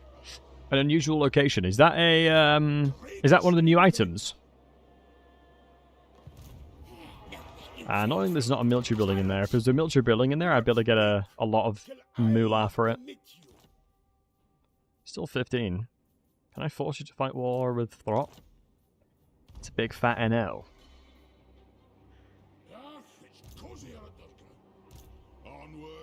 Okay. My axe do indeed thirst for war. Alright, let's grab those Thunderers then. There's an icon on the city tag? Oh, the unusual location, of course. Yeah, I remember now. That was like a fairly recent addition, wasn't it? In quotes, fairly recent. We'll keep that there. Control's always good. I mean, the positive thing is, we have effectively completely recovered our army, and now our army technically is stronger. Can I recruit another unit? No. But I will replace the Gyro Bomber. No miners? I mean, I'd rather have Thunderers, honestly. I mean, the ironic thing is, I think, stat line-wise, Thunderers have better stats. If I'm not mistaken, like 2018, and then Thunderers have 2028. So yeah, I'm gonna use them. Orange though, want this game to swarm. Well, that's the challenge with the Gunpowder only, right? We're trying to do the Gunpowder only challenge. So sometimes it's going to be a little bit rough. I'm going to wait until we can upgrade the settlement as well. You might be worth being... No, I was going to say I might as well replace you. We are at war with a lot of stuff. If I did swap this over for a trade agreement, I think it probably is actually the smart thing. And only me. Yeah, let me swap that over. It might force Throt to attack him. If I have to murder him, I will. We're going to wait to the tier 3 upgrade because we're going to need to. We've locked down a lot of trades. We're just going to have a ton of Thunderers soon. One Slayer Pirate makes sense. Okay. And then the secondary army. I mean, the problem with the Thunderers is they're really expensive, that's all. Like, a Thunderer only army is actually really expensive. We'll see, we'll see, we'll see. I think we should be in a decent spot, though.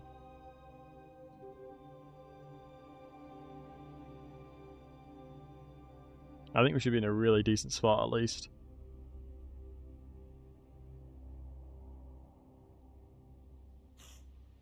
Let's see. One faction just died. Rest in peace. Rest in peps for that specific faction. I'm interested to know if he attacks him. He probably isn't going to, is he? I mean, this is going to sound crazy, but surely fighting in the underway is really good for... Ooh. The council is disappointed. Interesting. Aye, the throng agrees. Damn it, I actually can't reach. Right, hear me out, guys. Hear me out. No, Hear me out. If I just ignore them and go for the hell pit, surely that's just better. Why would they let me call her unstoppable? Surely I should just jump over and do this and force them to retreat back to me. I think that's the better play. I jump back into here, and then what I can do is replace you with Harvey, sure. And then...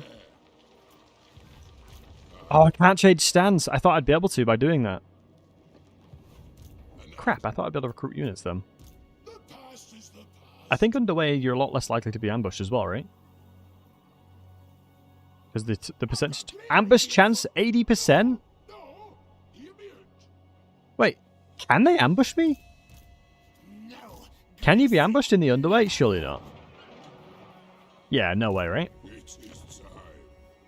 Am I cooked? You can? Oh, I might be cooked. I might be a little cooked here. How would you be ambushed in the underway? I do have grape shots at least now. Well, I guess we'll just go ahead and find out. Because yeah, like my understanding of this is, I don't think if he takes a settlement, I don't mind as much. I'd be very surprised if he doesn't try and defend his settlement, because this is like the tit for tat.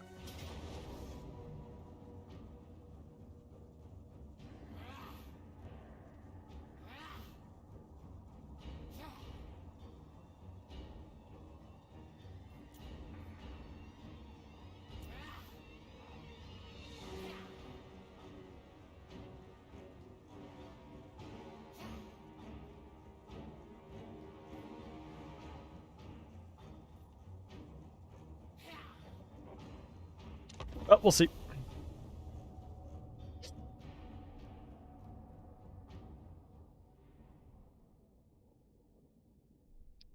Sometimes you cook and sometimes you do this. Do you know what I mean? Like, no real in between, is there? No real in between. Let's hopefully keep this... Oh, 1, 2, 3, 4 armies.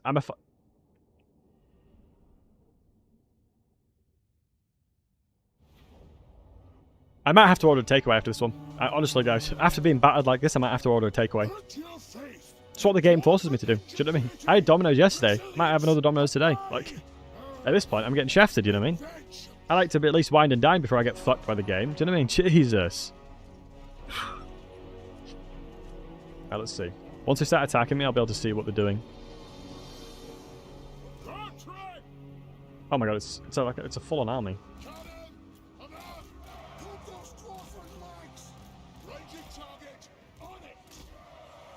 Alright, let me move you in there. And set up a box around them.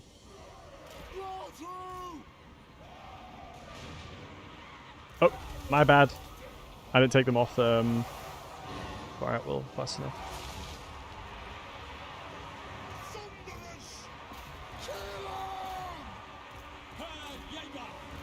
Get in close! Hold the way! Come on! Drop your cannons and get into safety. I had one of you at least not to be in combat. What's the main reinforcement? Oh my god, it's the bloody garrison! I'm so cooked, boys. Holy smokes.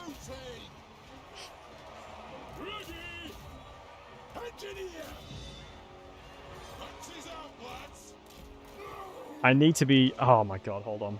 I need to think. I need to destroy all of this front line really quickly.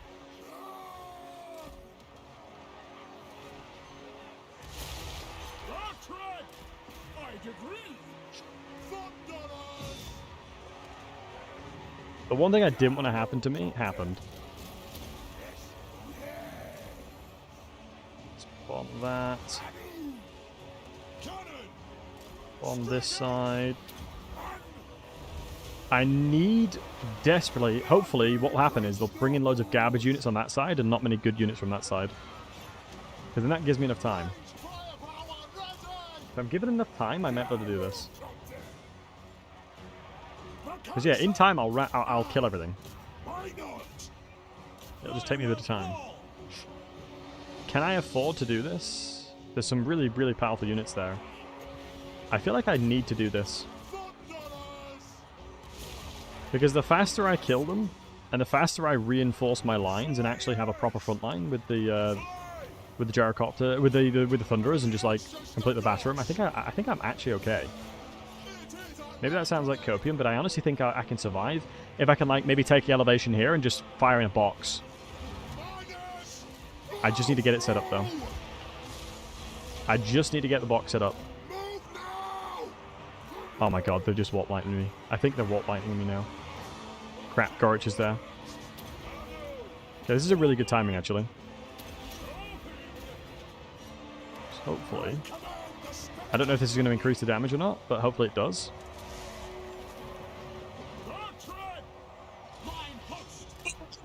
Beautiful hit. Beautiful, beautiful, beautiful, beautiful hit. Right, hopefully we route all these and I can start I can actually start getting a line now. Screw it. The cannons are in melee. It is what it is. The cannons are in melee. Sometimes it do be like that. Nice, they're all routing. Okay, okay, okay. Let me cook, boys. Okay, let me cook, let me cook, let me cook. Holy crap, I need a rune of spite. Guys, can anybody in the chat give me a rune of spite real quick? Any of y'all got a spare rune of spite? Do any of y'all have a spare rune of spite you can give me? But I would greatly appreciate it.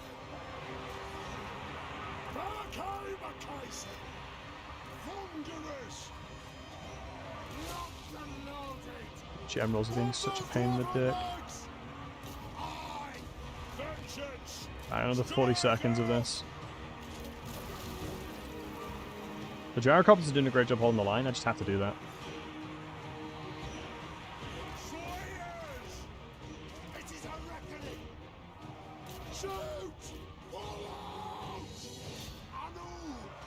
Wait, Gorich didn't die. Please, for the love of God, kill him. 25 HP, by the way. And he's just done a ton of damage to me. He's 1 HP, surely he's dead. He's dead. Okay, good. Okay, some really strong units, but I can recover them.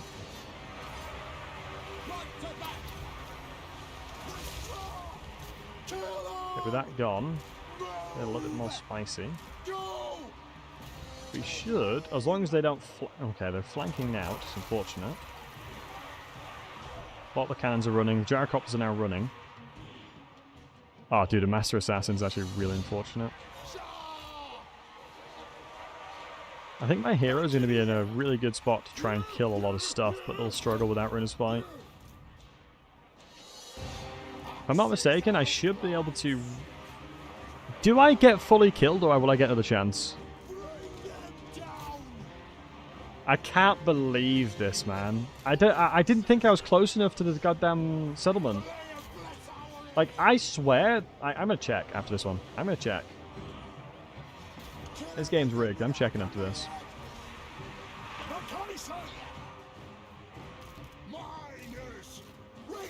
This game's hella rigged. I swear I was nowhere near the settlement. Where's the cannons, by the way? Where are the cannons? Are they all destroyed?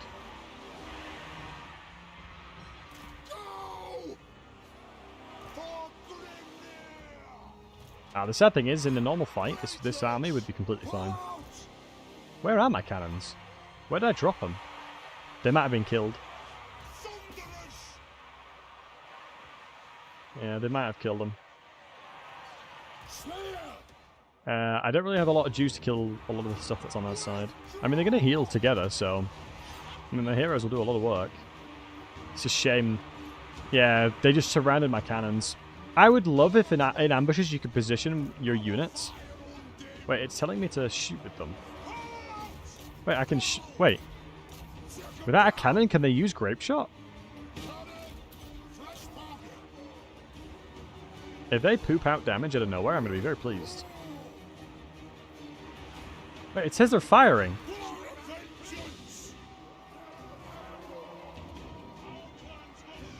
What? Okay, never mind. Hold on. Okay, that's obviously doomed. I'm checking. I'm checking. I don't believe it was like that. I'm checking. There is no way in hell I jumped over in range of their settlement. I'm almost certain of it. Oh, I guess unless they chained the... Like, if their general was in the zone of control and then could attack me, that would work. Yeah, if their general's in range of the zone of control of this settlement, that would drag them in.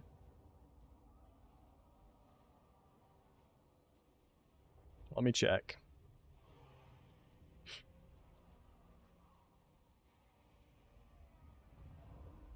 Because in that scenario, they would be able to get them in. Oh, crap. I gotta go one below before that. Sorry about that. What I'll do now, though, is I will do it in a more savage way. I'll use less units as well. I will use a lot less units and see if we can make it even more punishing. I think Malachi's underway stance is different to everybody else's stances, if I'm not mistaken.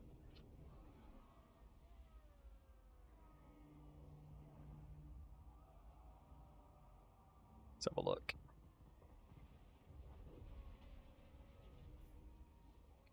If we take a look, Ski.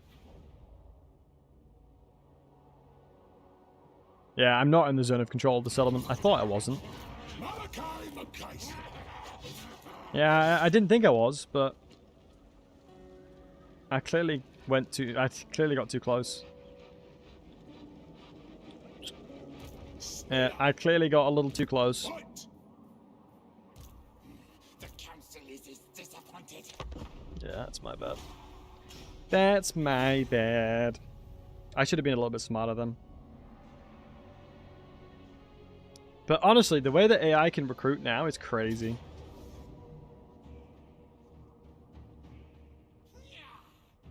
Okay, that was a little bit more like I expected.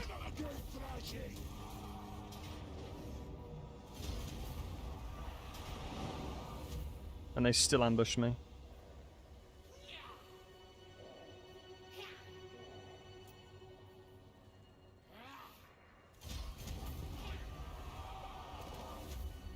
Right, we go again. We go again. It's okay. Gyrocopters make it pretty easy. I can't use gyrocopters, unfortunately. Bring me to my men. To Spirit of Grunyi, take me to my... Bloody rats. They have so many more armies now, it's crazy. You really can't, like, get away with a lot of stuff nowadays. I thought I was cooking and instead got cooked. I did. Not being able to use the gyrocopters really does suck. And then losing the Doomslayers is really unfortunate. I feel like I'm playing Vermintide versus mode. Hey, Shuts. What are we up to? Gunpowder only. Downway. We're doing some gunpowder only dwarves.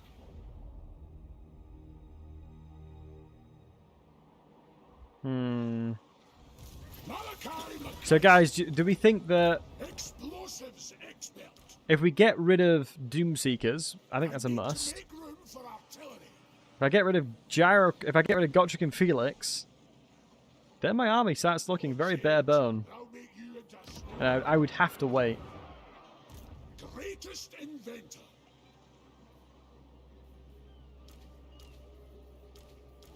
For I guess if we're really, really trying on the move.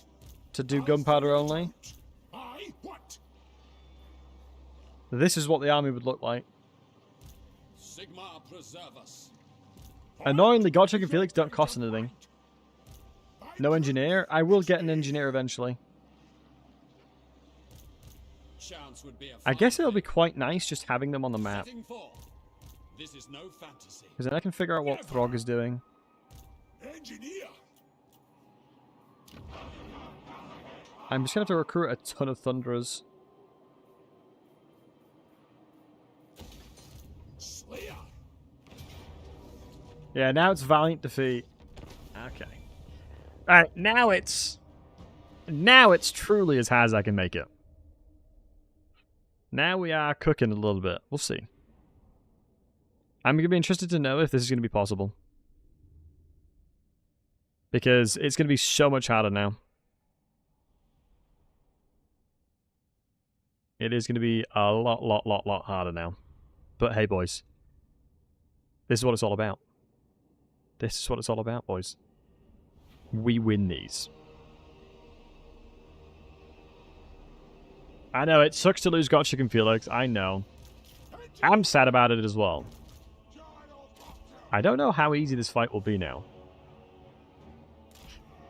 I feel like this fight is going to be actually pretty damn difficult now. So I have no real answer. I have no real way of killing the toads. Can't use your shots. The boys, I know. It is very feels bad, man. Oh my god, my cannon just shot the Jericho, the brimstones. Oops. Guys, gamma these guys.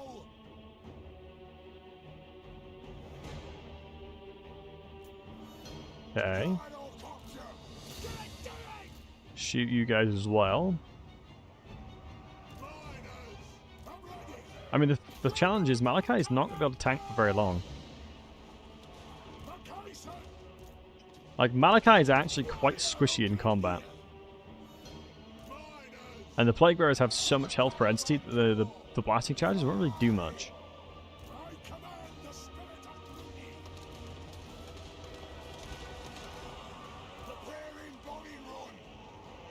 I guess the Spirit of Gungi is what's going to carry me, though. If I push up to get the blasting charges ammunition used, at least.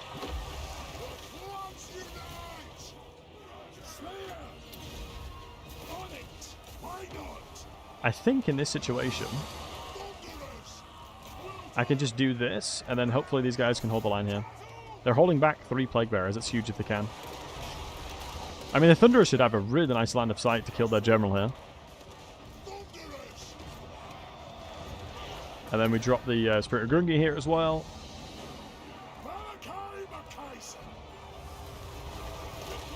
We definitely want to use this.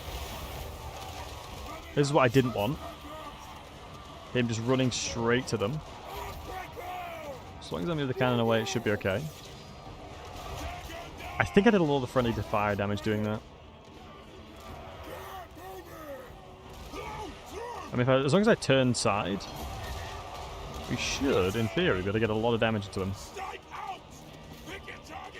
And as long as my cannon pulls back, and we go for the bombs here, let's alt move them into position like so. I'm hopeful I'll be able to kill the general. I just need one good volley from the cannon, I think. Am I in range? Yeah, technically, I think I should be. I think the concern there is that I'm dropping the bombs on him. The terror route is not ideal. I might have to send these guys in melee. And Malachi might need to start shooting here as well. If I can get these guys in melee to intercept before they get to my cannons, that'd be nice, but doesn't look like we did. I think Malachi should be able to get some good shots into here.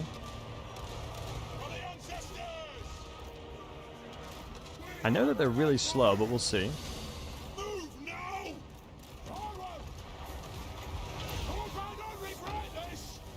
Let's see if we can get the remainder of the Spirit of Gungi to be useful here.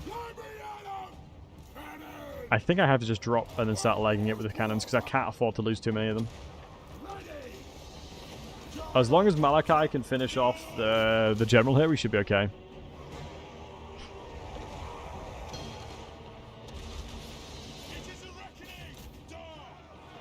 Right, please.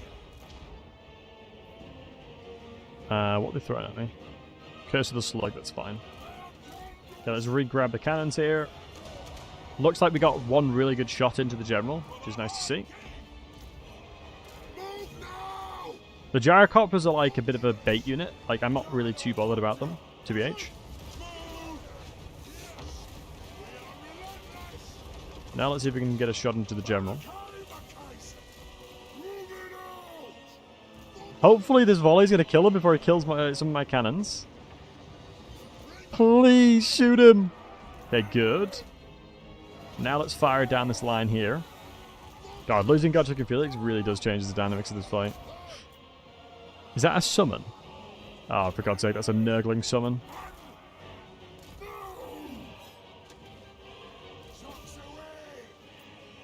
Really can't afford to lose his cannons.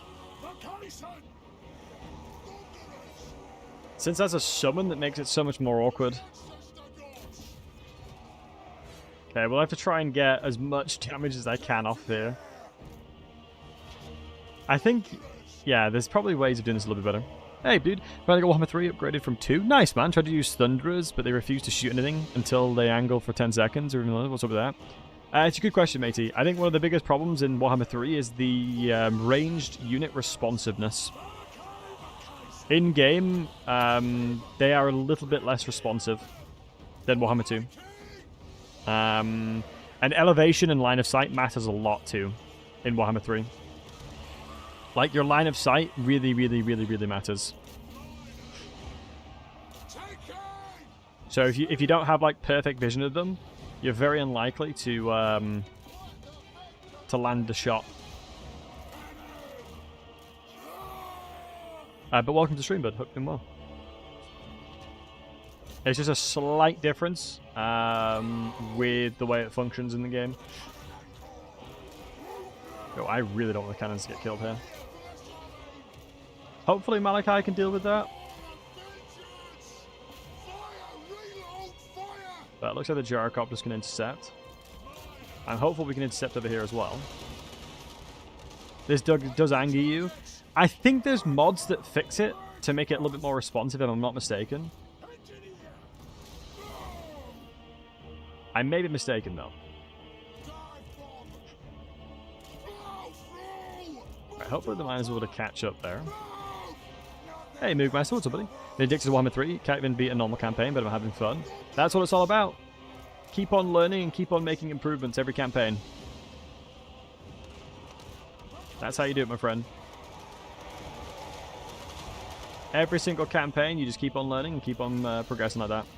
Honestly, this might be... I might actually have to just, like, not fight the first battle and then just try and heal up. With this Gunpowder challenge, it's a lot harder than I thought. Yeah, this Gunpowder challenge is a lot harder than I thought. I think if I can give this to them, they'll have melee attacks. They'll have magical attacks. But who have you been playing so far, Moogmaster?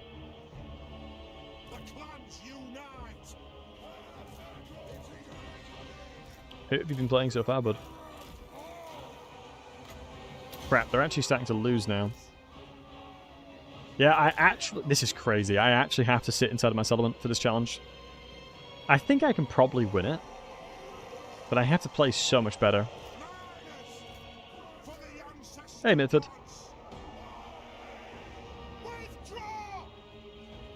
Dwarves a lot, actually. Do not shame your ancestors, dear brethren. You have shamed your ancestors this day. Unless we just use Godric and Felix. Moving my cannons back a little bit further. Yeah, they definitely were in a bit of an angle. And it's just these trees, man. Making it so much harder.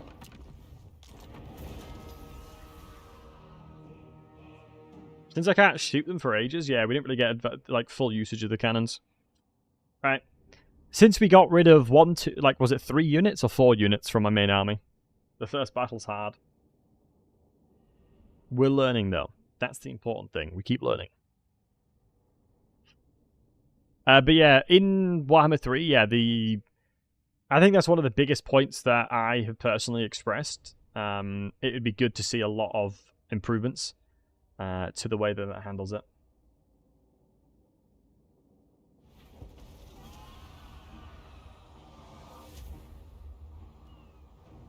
Right.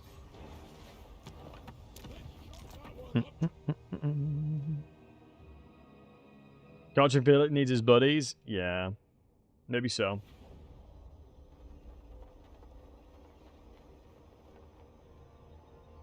Right.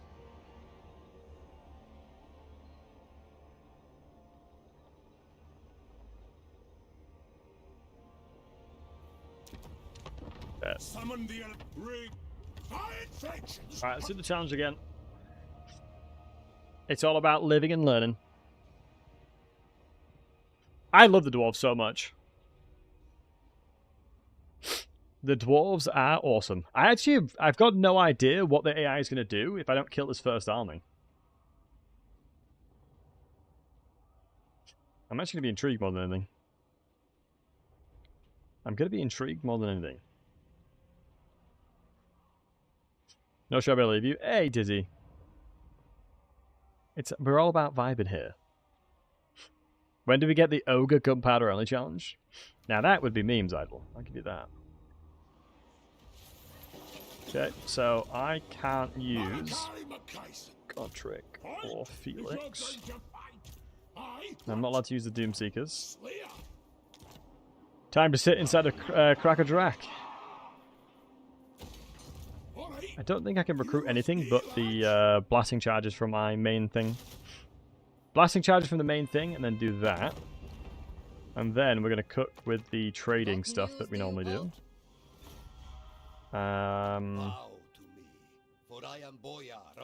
declare on both of you guys, I don't mind. And then who's the next person that we can trade with? I think it's next turn we'll see Boris, and that's who we trade with. Right, it seems like I get another trade agreement.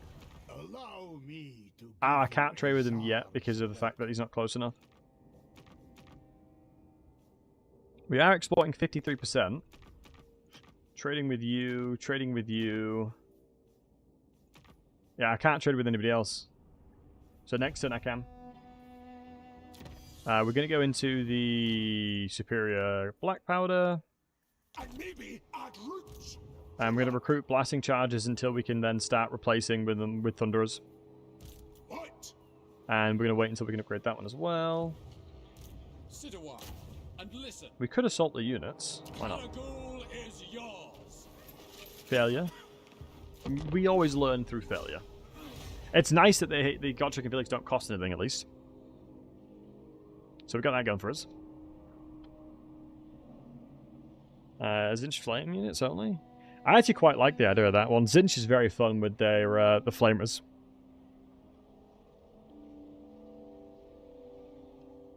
So next turn, Boris will take the settlement that's over here. He'll have a port settlement. We can start trading with him. So Dungra is now vibing in there. We're going to recruit, what is it, like 5 blasting charges? And then we might be able to actually start beat him up. But then again, I'm going to have to fight the settlement as well. I want. I'll try not to kill you. So upgrade the hall. One more turn. Greatest inventor. I can't actually recruit these guys, so maybe it's worth getting the money at 1.2k. I can't recruit them, so I might as well get rid of it. Because I don't think even in any of the other trees yet, none of those units I can use. Ah, shoot, I should have spoken to Boris. Bit of a mistake by me. Should have spoken to our boy Boris and got a trade agreement. Hopefully we can do it this turn as well. Yeah, I definitely think the game has gotten so much harder. Just because of the fact that the AI cheats so much more. It's actually kind of surprising. It's all good fun though. It's all good fun. User from non-black powder units from the garrison? No, I think you'd have to specifically mod that. But then again, surely by having that in place, it would be actually an advantageous thing because I'd have really strong units. It'd give me access to really, really good units. It's me. New grudges in the making. Right. Fly master serves only Nurgle. Nice. Although I don't think it matters necessarily too much because he'll just replenish that anyway. Let me see what Gotrek is doing over here. Alright, nice. Boris is now in a position where we can trade. I think that'll export 66%, so I need one more trade agreement. Yeah, I don't think anybody around me will want that. Because I haven't taken any more terrain over here. If I expanded a little bit more, I'd have more people to trade with. Alright, next turn we're going to get Thunderers. And then we can start moving out. Now, normally, I would have taken all this province by now, but we're doing the Gunpowder only challenge, so I'm playing a little bit safer. We're waiting to build up our Gunpowder units, and then we'll start absolutely battering everything around us. It looks like the Dungrut guys don't recruit units. Although I'm not sure. Yeah, I'm not quite sure. Explosives expert.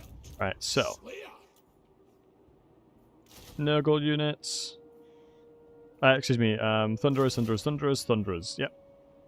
It's time to recruit Thunderers, boys. Greatest inventor. I don't think... Yeah, Nurgle can spawn the units in, but maybe he just doesn't have any military buildings. That actually could be it. Oh yeah, true, Attila, yeah. They quite literally can't cheat because of the way the AI works. That's kind of funny. The way that the thing works. Let's go Specialist. Yeah, we're just chilling out. We're not going too crazy, and then we can start utilizing the sheer force of Gunpowder. It's going to set us really far behind experience-wise. So I'm going to be very interested to know what happens down south with Throt and stuff. It's certainly not the most ideal start, but I kind of have to do it like this, otherwise I'd be in a lot of trouble. So I physically can't beat the first fight. I don't have enough troops because of the amount of... because of who I have to disband. I have to disband too many stuff. So. Ooh. Is it a war, boys? Or is Wintertooth just going into the book? I say. The Dowie shall not be wronged. To war, brethren. Oh, it's to war. Let's get the cannons in there as well. Any news for a new Total War yet, Jetta? I'm not sure, buddy. I'm assuming they're just focusing mainly on the DLC, right? I won't put the cannons in just yet, because I can't use them yet. But my army's going to be pretty strong. I think Felix can walk over here as well, though. Nah, it has to be a lord. So I'm going to be raring to go next turn. Heck yeah, dude. We can start... Oh my god, Throt has gotten so strong. Giota, what kind of Total War would you want? Oh, you've been out of Warhammer Total War for a while. Oh, really? Fair play to you, mate. Are you more of a historical guy, Giota? If we don't get news about the DLC next week, we riot. Understandable.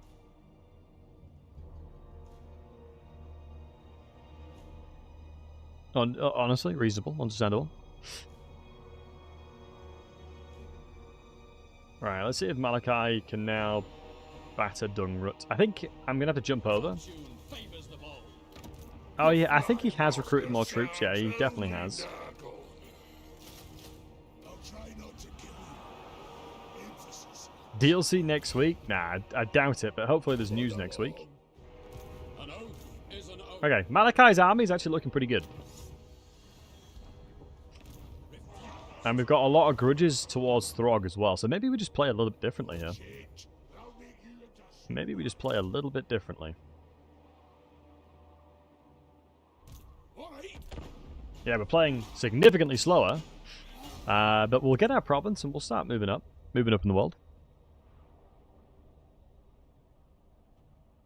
We'll get a... Yeah, the only annoying thing about fighting demonic stuff is when you kill them and they disintegrate, it's like, bruh. You don't really get too much value from that. Oh, they've actually come out and attacked us. Hey, Kellic, good to see you, handsome.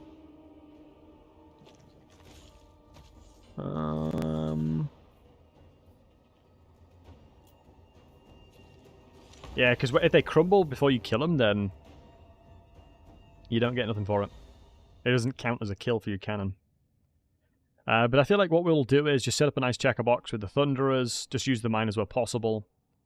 And ooh, the reinforcements over here, so it might be a case of deploying around here, but if it's like heavily elevated here, we'll struggle. But I'm assuming Dungrut will be in a lot of trouble. Hopefully we'll be able to hold the line with all the Thunderers that we have. Eventually we'll replace all these miners with Thunderers as well.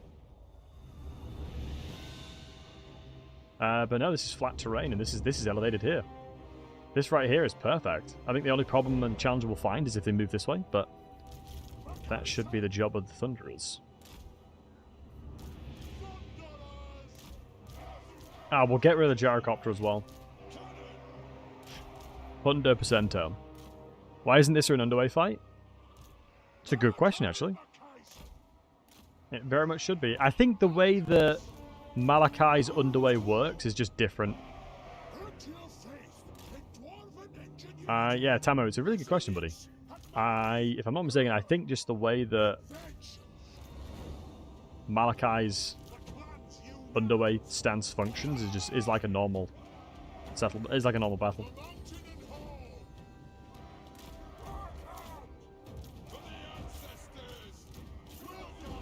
Nice. So he attacked me, so I'm assuming he's going to wait for his reinforcements and then run at me. Let us check a box it just a little bit. Checker boxing like so should help us a lot. I'm thinking to myself, he's going to start moving towards us in 10 seconds, which logically makes sense. Yep. He's flying over the earth, not under it. Yeah, he flies, right? Technically an overway. The spirit are going to need. Gerald? Yeah, exactly that, matey. Exactly that, my friend.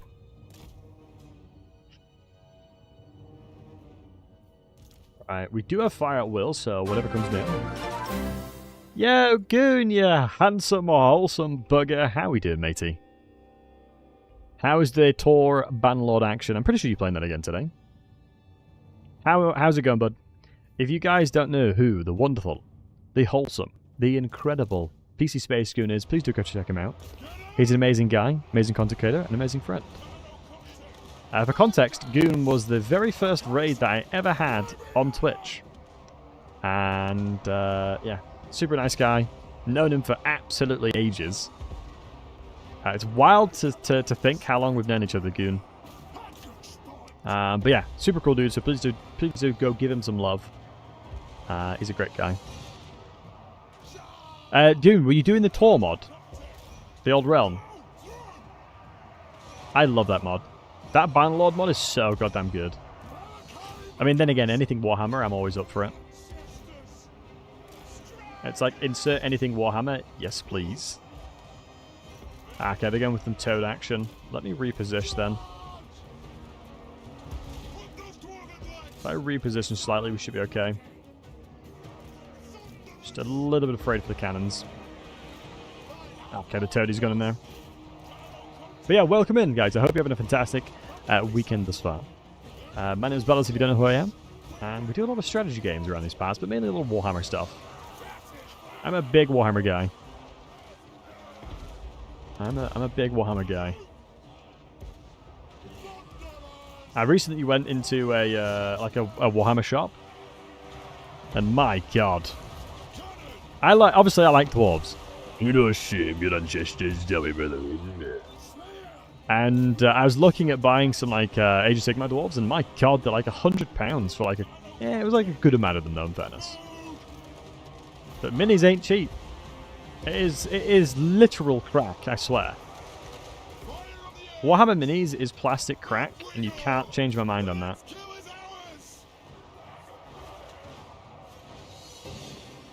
You know? Also, work my toes off. Welcome in. Can't say you're a big streamer if you don't really have a big ass IRL Warhammer. What, like, army?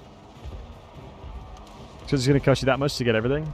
Yeah, Ice Bear, the funny joke that I've always heard is, the reason it's called Warhammer 40k is because it takes that long to learn.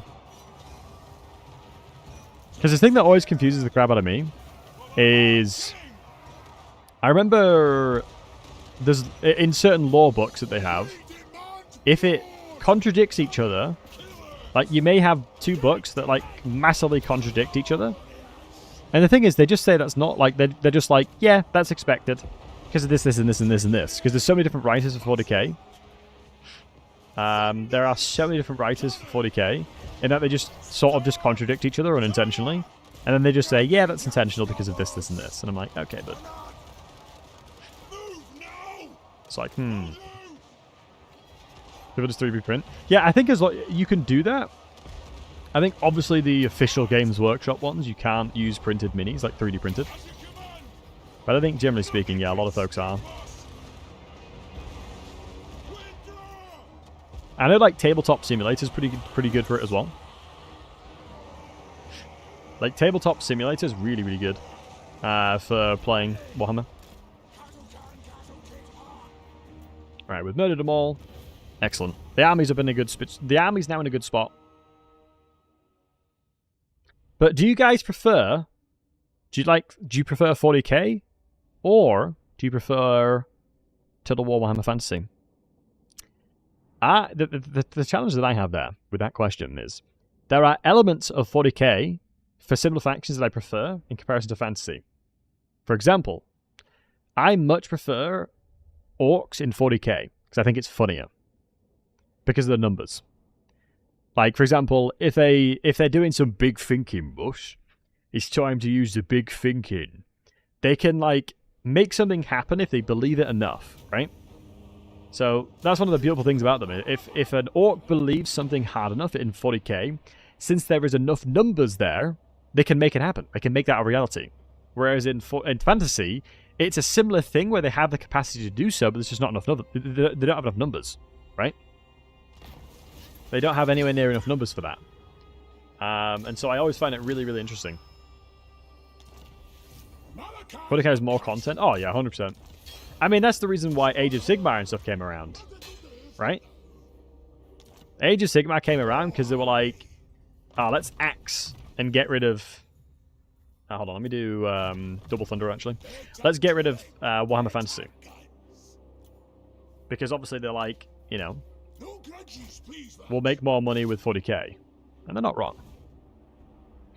40k is older than most people in the stream. Fantasy is older than 40k, isn't it? I'm almost certain Fantasy is older than 40k. Warhammer Fantasy, I'm pretty certain, is older than 40k. I may be wrong, but I'm almost certain that's true. Keep me honest. Keep me honest, guys. Keep me honest. Is Warhammer 40k older? Or is Fantasy? I'm pretty sure Fantasy is, like I said. Yes, by a few years. So Fantasy's older for Warhammer. So I'm almost certain Fantasy is older. Right, Throg's coming over. That's fine, though. We're going to get a lot of grudges from him. I just need to make sure I get my province. Once I get that settlement there, I can open up more trade agreements.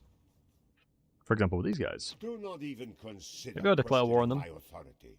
Could get non-aggression as well. 1.5k is delicious. Was 1983 if Google's correct? Yeah, that makes sense. Thank you, Neutral Guy. Yeah, I'm a big Warhammer Fantasy guy, but yeah, like I said, there is elements of 40k that is really cool. For example, Warhammer 40k Total War. Yes, please. Like, goddamn. Like, sign me up, Chief. Just throw it. Just take my money. Just take my money. Yeah, at that point. Although if that happens or not, we'll have to wait and see. One thing I would love Total War to start exploring is trench warfare in World War I or World War II. You would start going into, like, the Company of Heroes-ish, but I think it would work really well. I think it would work so well. Like, I hear people, like, talk about Game of Thrones Total War. I don't vibe with that idea. I honestly don't. Game of Thrones Total War, don't really vibe with it. Because it's so similar to fantasy. Let's also resituate. Let's get some growth. Need to get some growth. Can you attack my settlement? Yes, you can. Of course you can. Let me move right here, because it's in the zone of control. Come on, Throggy, baby. Come at me, bud. Come at me. For you shall meet a stern line of thunderers. And then once we get Superior Black Powder and Renowned Dead Eyes... Oof, yes, please. I'm going to shoot the crap out of him. I will absolutely shoot the crap out of him. Can Godric get closer? If I can assassinate that Shadow Mage, that'd be nice. Let me move over here, though. I think Throt's going to get very strong because of what I'm doing here. But let's see what they do. So I'm not, just as if you're new to the stream as well, we're doing a Gunpowder specific only stream. I'm only allowed to recruit Gunpowder units. Just as if you're wondering why my army's the way it is. If Throg comes and attacks me, I think we can easily clear him out. I think if we get this fight, I think we easily kill him. Like, there's no way he'll do much here. Ooh, Throt moving over here is not ideal. If Throt's at war with this guy, I'm going to have to fight him. I'm going to have to absolutely send it. Okay, him getting a raiding stand sucks a lot because of 10 leadership and defense. Imagine you have a Tyrion miniature as your army's lord. That would be pretty cool. Tyrion's very cool. Do you guys want to know one of the interesting things that I often find? For me, right? Malekith, specifically, I think is a pretty cool character, right? I actually quite like Malekith as a character. I think the thing that's sad about Malekith, specifically, is he lives in a world where you have Teclis as a mage, right? You've got Teclis as somebody that is a very powerful mage. You've got people like Anarion, Tyrion, from a melee perspective. You got like so many different people inside of the world of Warhammer Fantasy. And Malekith is like, he's good at everything, but he's not to the level of what they are. And so he's always sort of been a bit of a, not in a laughing stock, but he's never been like, he is the guy for that. So it's always quite, I always feel bad for Malekith. Even though he's an absolute awful human being, well, elf, it always is like a little bit sad about that, you know? Like, he's so unbelievably good at what he does, but you've just got other people in the world that are just a little bit better. Big sad.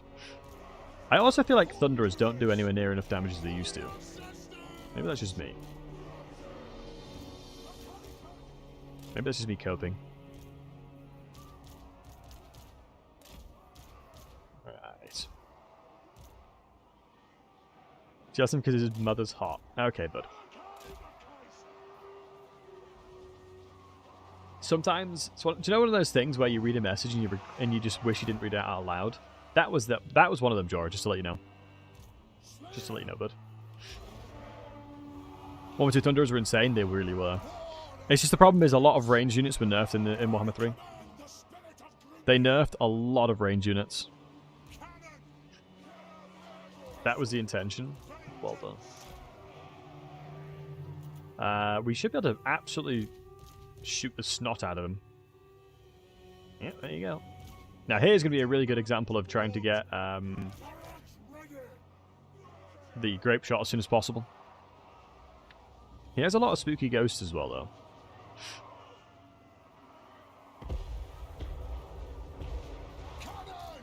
Spooky monsters, excuse me. He's got a lot of high tier stuff. But a couple volleys of the Thunderers will certainly sort that out. The good news is, it's holding the line down here. But that's fine. Shadow magic coming through, that's fine. And Chosen, don't be giving fuel to the fire.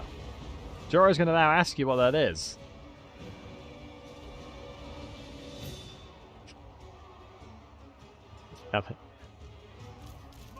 Alright, let's see what we can do. If we can buff up this cannon, might as well give them more additional ammunition. Because what will be great is if as they start coming closer, we can keep pew-pewing.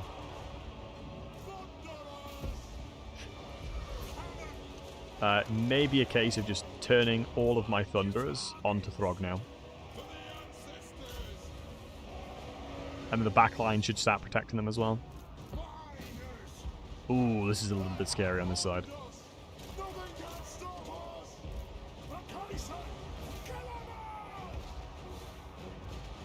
Yeah, they really struggle to hold stuff back.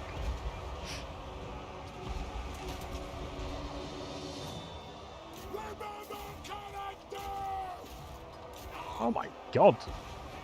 I think that might be the cannon. Oh my god, there's some... Oops. There's some wolves on my cannons!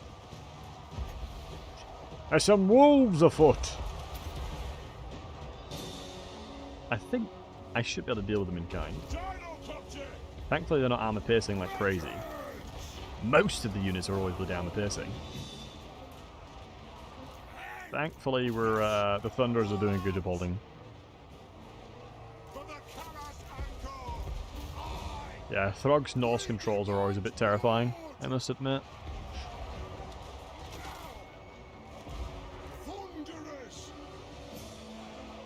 Yeah, we got a couple more Thunderers coming in. I'm struggling to like keep them from getting and closing the distance. It seems I just don't have enough DPS for that. I feel like I just don't have the DPS to kill them in time.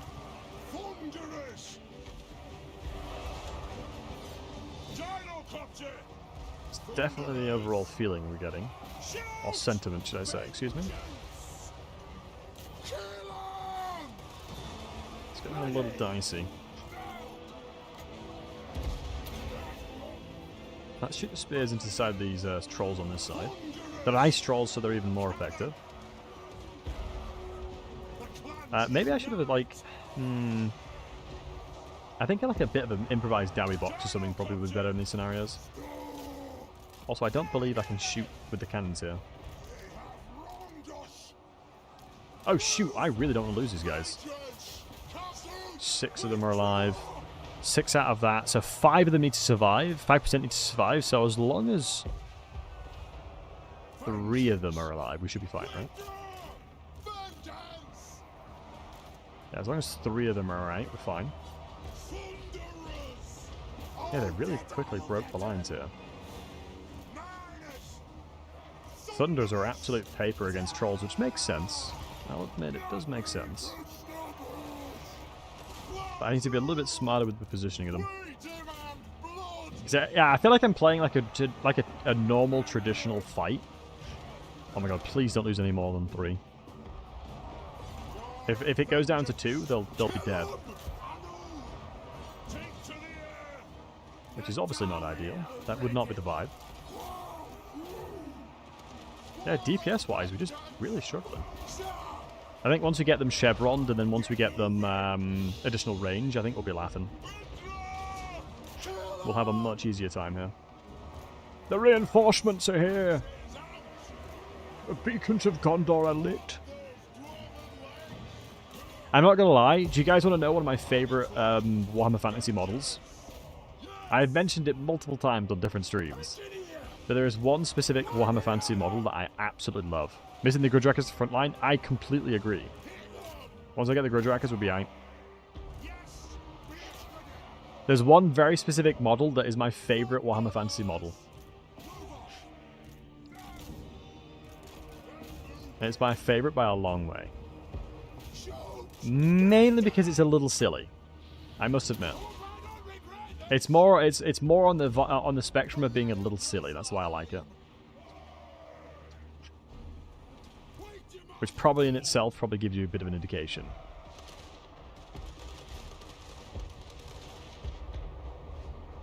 probably gives a slight indication of what it is. It's a very old mini, though. It is a very, very old mini. It's the Nagash. Original Nagash mini. Oh, let me find it.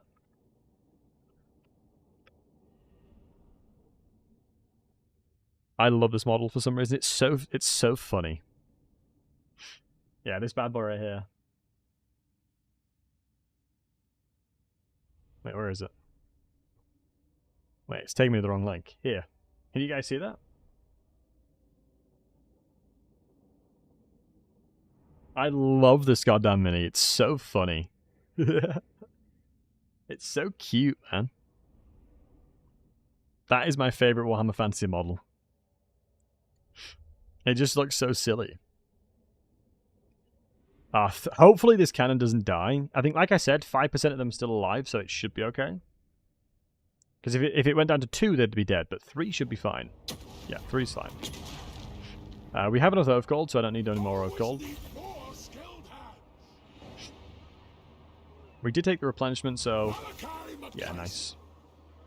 Let's go ahead and Thunderer, and then we'll go with Route Marcher is fine. We're going to level up this Lord as much as possible. I'm going to go ahead and walk towards him. Back space.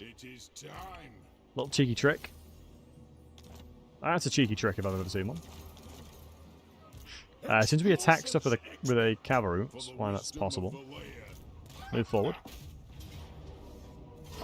Decisive, that's fine. And then what we'll do, merge these two together. Kick you out. Get rid of the notification, otherwise it won't let me move.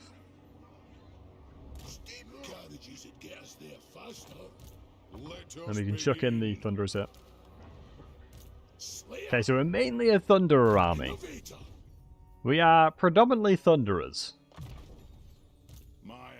We'll go with actually hard to hit. We can now go into Superior Black Powder. So we're going to get another 10% range for the Thunderers. Now we're cooking, boys. Let's go into the stance. Now we're cooking. Oh god, I wonder how this is going to go. I'm actually intrigued to know how this will play out. So, oh no, Throt's at war with this guy. Damn it, I'm going to have to kill him.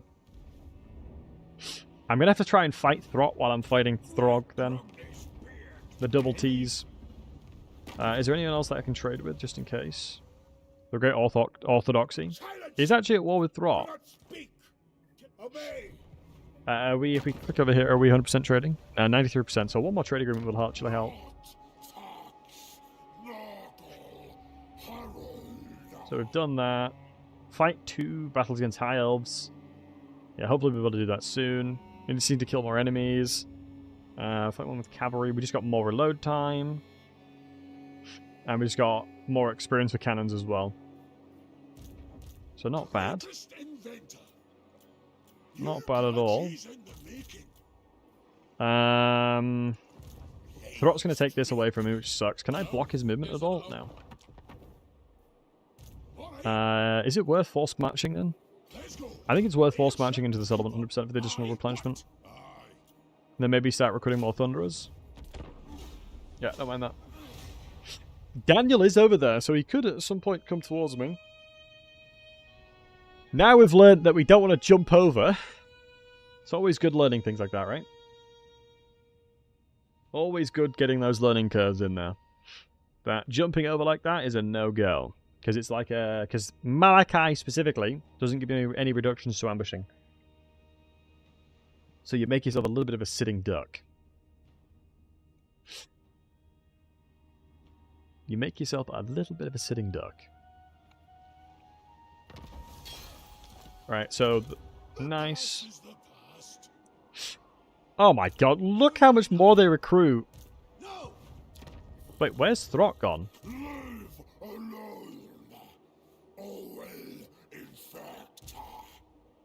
It sucks it's not an actual Underway. But it's an airship traveling. I could go to tier 3. which would give me the ability to start recruiting some good units. Engineer. So I can start getting the grudge wreckers. I'll figure it out. Yeah, I don't hate that idea. This is my terrain as well. We may be attacked by both of these guys, though. A step too far. Time for I don't hate the idea. I'll just need to get 2 more things here. Because I feel like the troll hammers are fine as well. That's definitely gunpowder. I think, do you guys agree it's gunpowder? I think we concluded that it was gunpowder, right? Hopefully we can get more replenishment on the cannons. The gyrocopters, I'm going to replace when I get chance. Maybe do it now for the Slayer pirates? Sure. Because I can't really use them. Yeah, let's go another Thunderer. Why not, hey? When in doubt. 160 range is quite nice. 160 range, we take those. That's going to help a lot. We're 4 turns away from getting another 10%. Explosives expert. I'm on it. Yeah, it's going to be interesting to see. 187 is even better. Wait, can you get up to 187? Is there another way to get it? Oh, with Malachi's 10% range as well, right? With my weapon? Because I should be able to. Because I know he provides another 10%. Yeah, 10 and 10 from talents, yeah. Wait, he just ran away? Or is he ambush? Did he run away or did he go ambush dance? That's the question.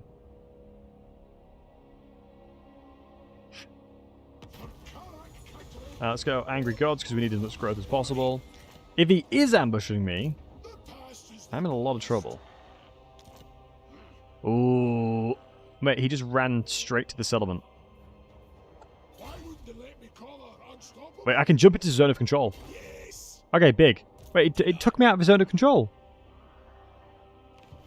Because now he can just run to my settlement. That sucks. I honestly, it doesn't matter if he does. Like, low-key, it's not that bad. Ooh, which legendary lord will help me the most with gunpowder?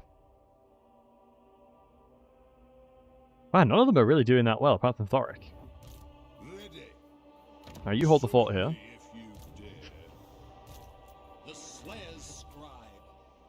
I guess we'll have to figure out what Throt does.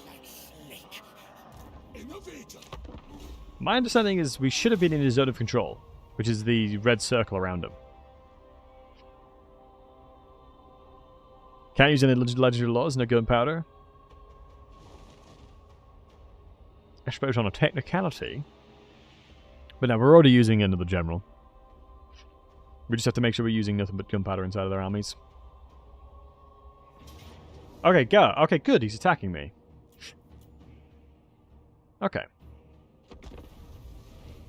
Good, good, good.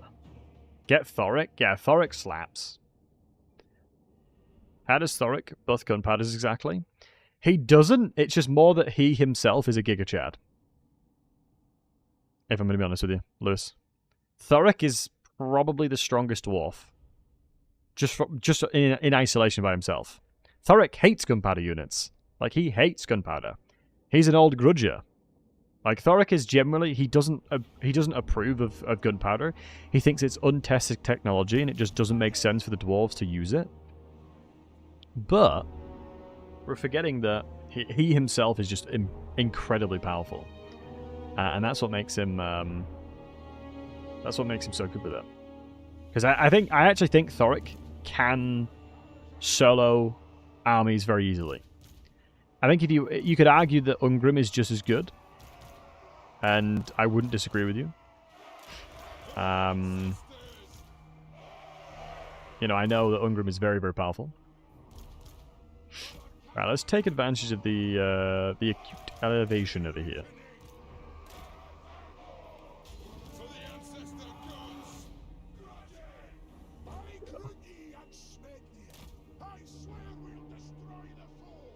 Might need to go even further back than this. Let's have a look. If we do something like this. Thunderers! Jesus, I have so many Thunderers, it's wild.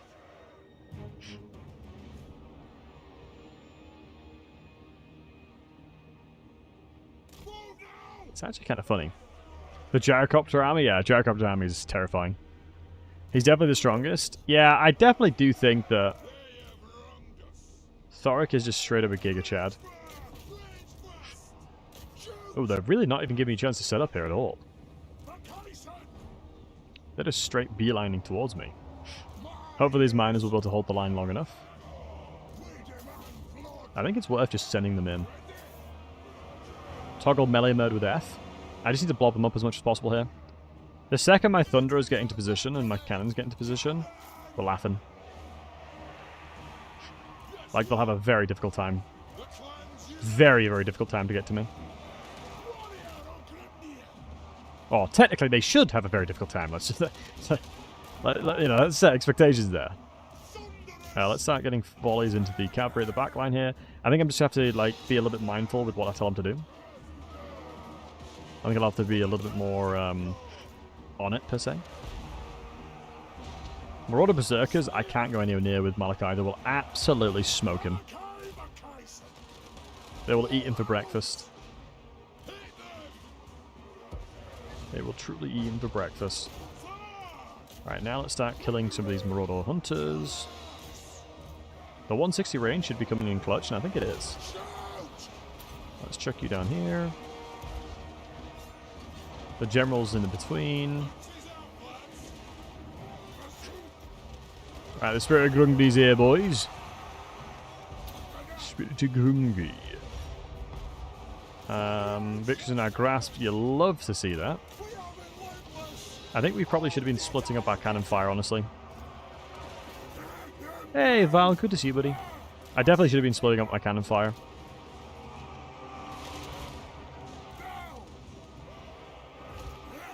I mean, the miners did a decent job of holding the line. I think anything and everything that's kind of like close to the front line now should just be... Since we took advantage of elevation, we have like multiple layers of rows. So these can shoot over these guys can shoot over these, and these guys are the front line. It'd be cool if you could like... And obviously they'll never do this, but like give your range units like a stance where you specifically click on a button and it swaps between what it is. And Boots and Rapier, what's up, bud? I'd quite like that. I don't think they'd ever do it, though. Alright, let's reposition who the cannon's firing on.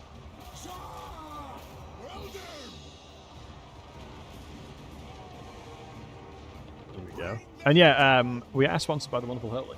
I generally do drink Holy every single day. It is an absolute tasty beverage. I think, yeah, super good for you. Like, I used to be sponsored by G Fuel, and that was just pure garbage. I didn't like it at all. I always felt awful drinking it.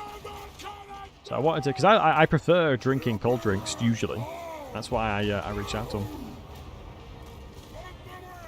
Right, here we go. Let's kill the general. And let's just shoot whatever we can. Because this is the good thing as well with the line of sight that we have. Should be able to kill a lot of them on the way. A lot of them should be murder killed, yes, on their retreat.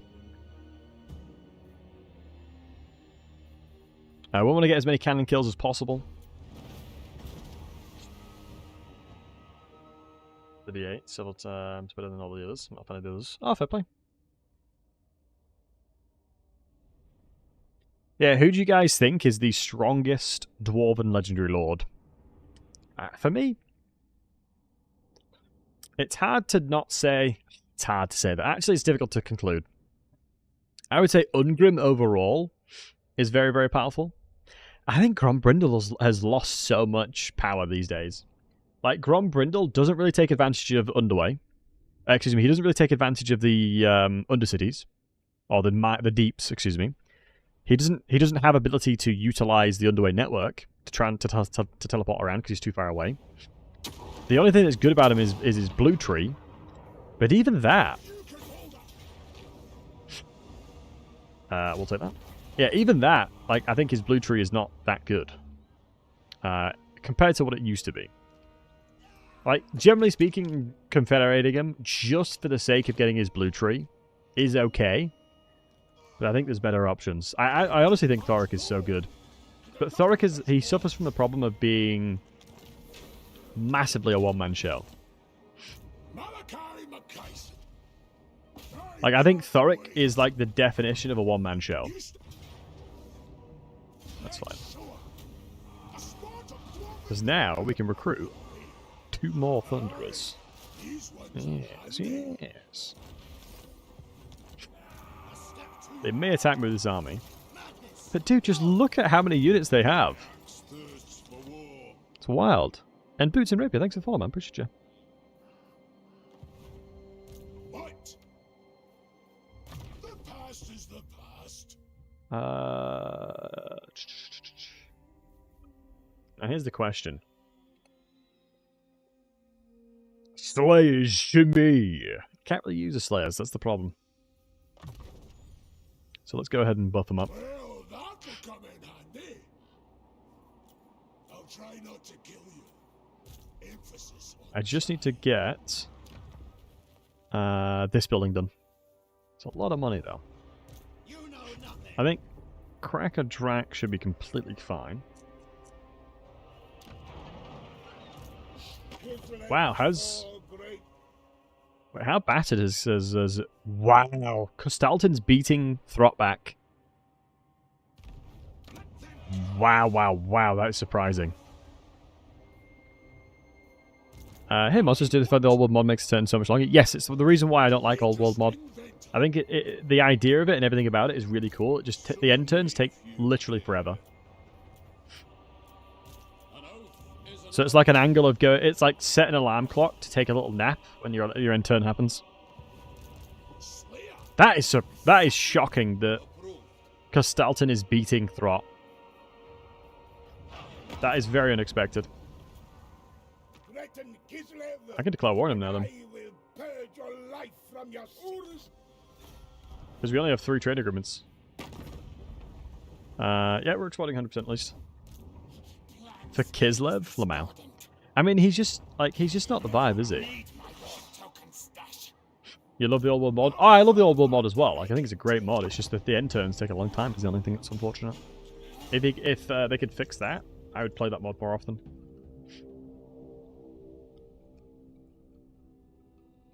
I would be using that mod more often.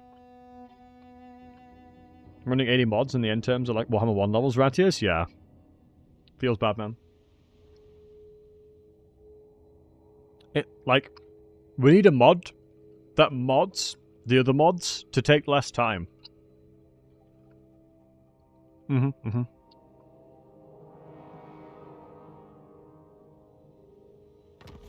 That's why I'm the streamer. Come in with the big brain gaming. Explosives expert.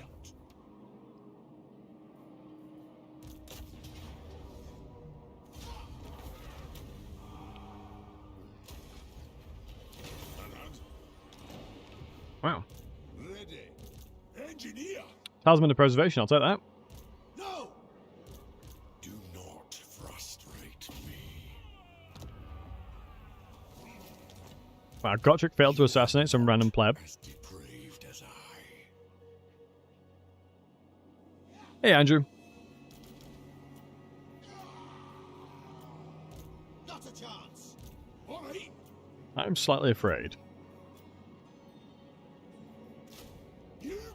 Chuck you in here just in case. Oh my god, he's crapping armies out.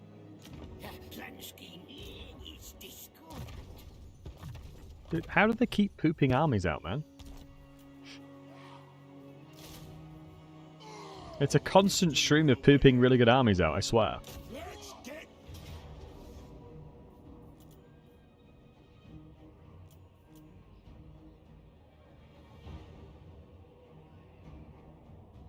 Let's see. Oh, we'll have to wait and see if we can hold them back.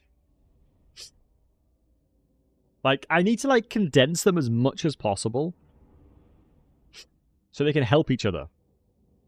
But the DPS the Thunderers do nowadays is so much lower than it used to be that it's so hard to do that. Get rid of the wolves. Yeah, I mean, as long as I set my army up in a bit of a box, I think we're alright.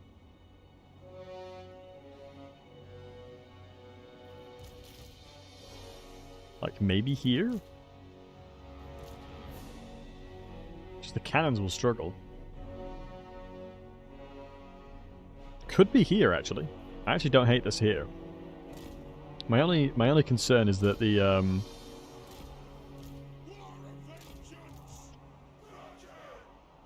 line of sight potential issues.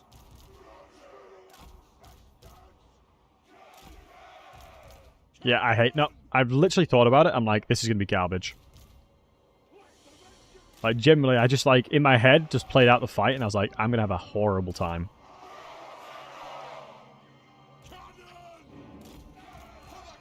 That'd be pure torture.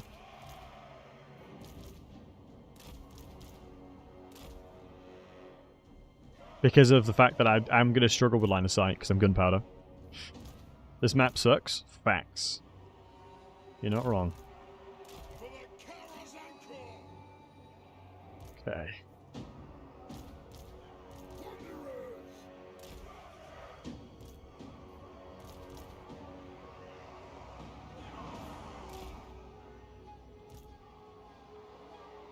You'd spread them out really wide. You're asking for trouble if you do that.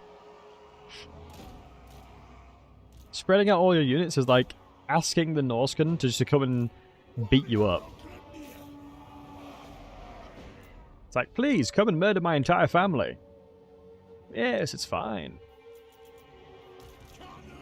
Shooting here where the blobs are at. We do have leadership, thankfully. Let's reposition. Since they're heavily on the deployed on the right hand side, let's reposition my army. Oh, and guys on Twitch, pre-roll ads are going to be kicking in to get rid of ads, just as an FYI. Gonna support the channel by all means. Just to get rid of the pesky pre-roll ads, so anyone joining the stream doesn't have to watch it. Right, nice. At least we're getting some really good DPS here. Let's make sure we're shooting multiple targets. Nice, good volley. On that volley, I'm going to then reposition them. You're fine here, actually. Oh my goodness, yeah, you're right. Grape shot. It's 200 range, though.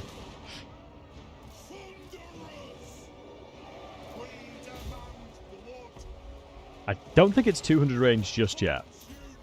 Oh, it is. Wow. That should be such a big difference now. I know they nerfed it a lot, though, didn't they? Yeah, that's so unbelievably nerfed. My god. That is so insanely nerfed, but it's still good. Like, I have videos of the grape shot, like, honestly, just killing everything.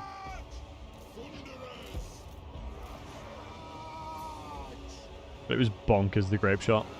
Thankfully, you can see, like, the army is just really struggling. Thankfully, we're holding them back quite nicely here. Spirit of Gungi coming out. Let's put pressure as much as we can down.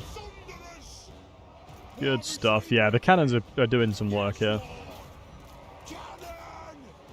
The Spirit of Gungi is the one sponging, which is nice.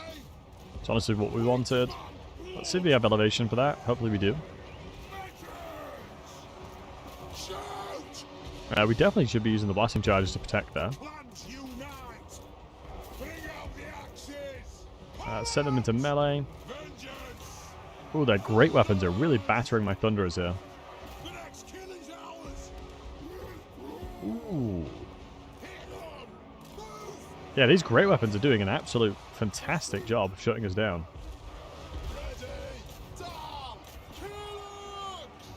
Rascals, I knew they were going to do this.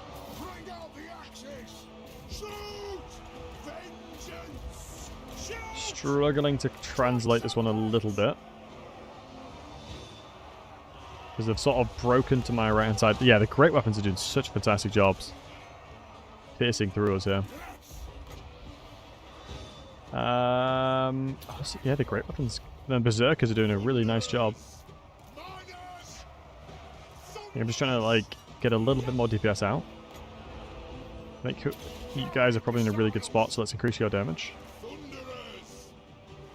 I think cannons are probably winning out against the cavalry that was there. Reposition you guys to get in there. Support whatever we can. Yeah, Spirit Gunga is doing a great job of sponging damage here. Beautiful. And now where the fun begins. Get them back on the cannons. And then let them just absolutely annihilate whatever's nearby. Put them on normal shots. Yeah, guys, just shoot whatever we can. I don't mind keeping the general alive. Okay, Pyrrhic victory. Yeah, I don't know if we'd lost anybody. Hopefully we didn't lose any of the Thunderers. This is where we need the Grudge Rackers. Like, actually. I think the DLC was delayed. I doubt it. There is no way in hell that they don't make sure that there's a DLC in place for the Christmas sales and monies and stuff. You know? I have a hard time believing they wouldn't want to take advantage of that.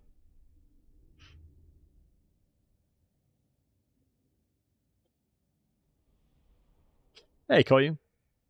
Good to see you, dude. Okay, thank God we didn't lose anybody. Take replenishment as always. The sad thing is, I'm really struggling for health now. Wait, I might be attacked by multiple armies here. I think I have to retreat. I honestly think I have to leave the lair. If I do this, and do this, and then I should probably... Do I want to slay a pirate? Sure. Slayer. Let us begin. Okay. I mean, the one good thing is, the Age of Reckoning is going alright because of the amount of bloody people wanting to murder us. So that's at least something, you know? That's at least something. Sit a while and listen. Greatest inventor. We're making them specialists because we're not allowed to use them in the army. It's me.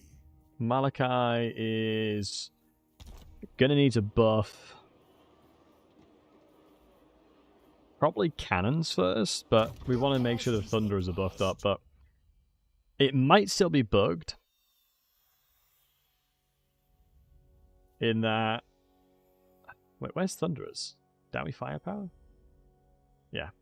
It might still be bugged in that you get the buffs for them, so 22 damage. Explosives expert. Better too late. 22, no, it's fixed. It used to apply even if they weren't rank 9. Which is obviously very pog. Oh, and I forgot that, Rengar, with the 5 gifted subs, do you want to be named after a leader? Do you want, if you're still here, buddy, do you want to be named after any of my units? Or do you want to be named after anybody? It's not a retreat, it's tactical withdrawal. True, couldn't agree more. Not a Skaven in the trench coat. I mean, that's guaranteed. I think, if I'm not mistaken, Astrogoth probably starts moving towards me soon. Okay, Zazel's raiding it. Wow, Throg is coming back with another army. Yeah, oh my god, dude, this is mental. I need to lick my wounds and just like chill out for a second. Jogetas! Oh. Habru! Okay, I think he might have protected me against that. Can I reach that army? No. That mangling Felix owes me for saving his ass. I'm... Okay, Throg hasn't got a full army at least.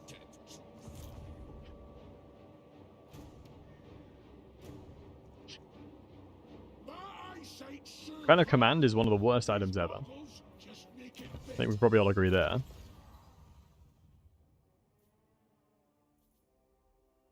For Quarrelers and Ranger units, why is it racist towards Thunderers?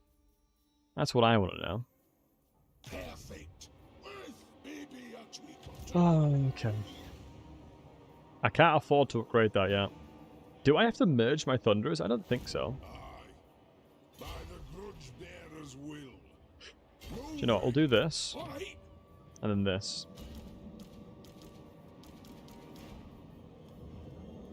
To war. Engineer. Summon me. We'll do that. if you dare. Axe throw is still very bad. I would say they're not great yet. Let's chuck on the Talisman of Preservation. Although I don't really care too much for Malekith to have that. Like, Malachi, excuse me, should not be in melee. Anyway. Ooh, if they try and take Cracker Drac, that will be very big sad, but we'll see. See if we can assassinate the hero. That would be big if we could. Because I'm actually quite afraid of Azazel's army. We're getting a rebellion? No way, dude. Because of the raiding. And there's military buildings here. So that means that the rebellion size will be quite large. Does Malachi buff Thunder as melee stats? No, not really. I'd have to go into... I think to get melee stats buffed up, it's going to be quite difficult to do. I think I'll have to check if Axe Lord buffs it. But I don't think they do. Thunderers are usually quite separated from those buffs. It might just be a case of sitting in Cracker Drac and just trying to hold the line. Okay, if he takes that, that's fine. They sacked it. So I might just need to jump over to Cracker Drac now and just basically sit here and say, cometh atteth me, bro. Or I take advantage of the fact that Azazel's where he is. But he's likely to run away. So what's the rebellion? Actually good units. I don't believe they'll have Siege Attacker.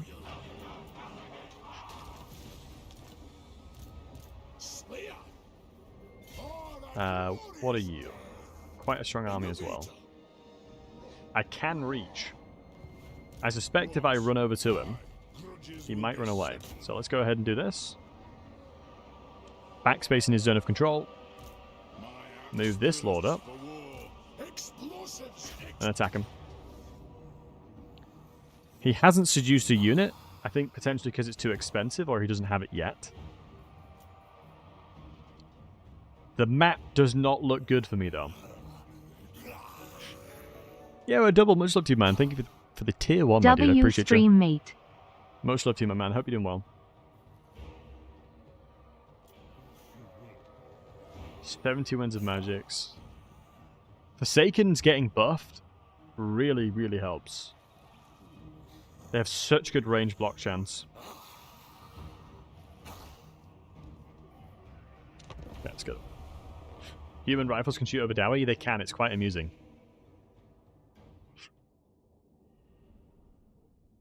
Hope I'm well too. I'm doing good, Double. Appreciate you, bud. I'm doing good. Your boy's doing good. I appreciate you.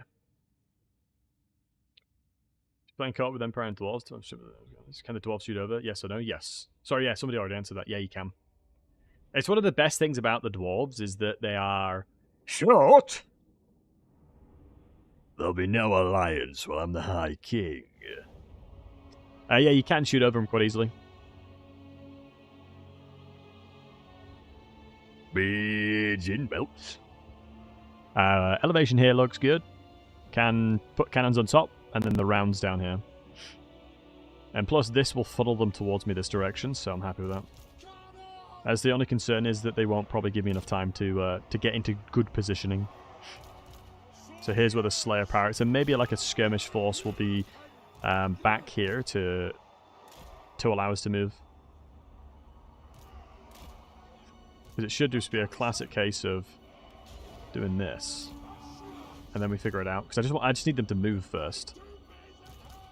Just need them to move. Because Azazel obviously is an absolute speed demon.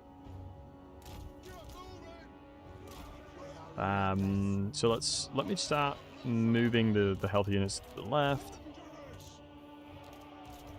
just so I can have a more evenly distribution of strength.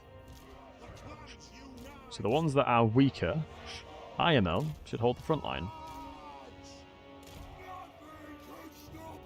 The only problem that we're going to encounter with the positioning currently is that they very, very, very, very, very quickly can surround me. So my reinforcements is actually a really nice location for that, because they should be able to protect a little bit from the side here.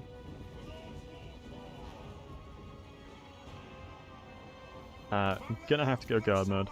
Didn't realize until now. Yep, we're doing gunpowder only challenge rain time. It is a gunpowder only challenge kind of day.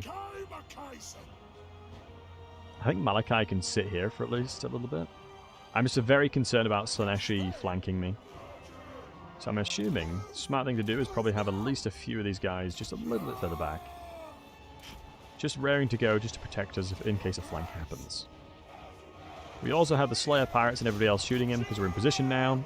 Azazel is 5 armor, so we'll effectively do true damage to him. Let's buff up the Slayer Pirates because they'll actually do so much goddamn damage. Look at that, 70 damage. Watch this. If they land the shot, they'll actually smoke him. And I think now, oh my god, the beautiful thing is now I think we're shooting him enough to stagger him. He's now fully staggered. He can't move. You know shit, like sisters, that would be me. Yeah. So yeah, we had magical shots and everything to really hit home with it. Yeah, the general's in.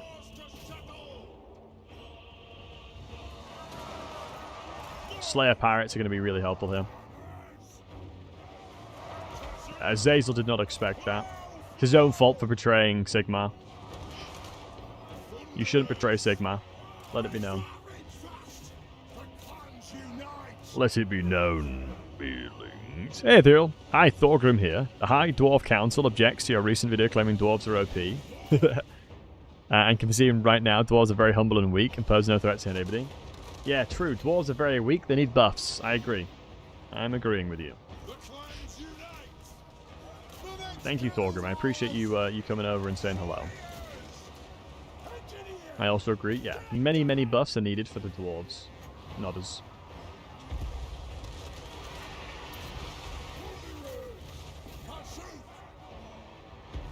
Nice. Absolutely smoking him right now. These are the Chosen as well. It's always very satisfying when your gun lines work. Like, when your gun lines start working, it is very satisfying. And thanks for the follow, bud. Appreciate you.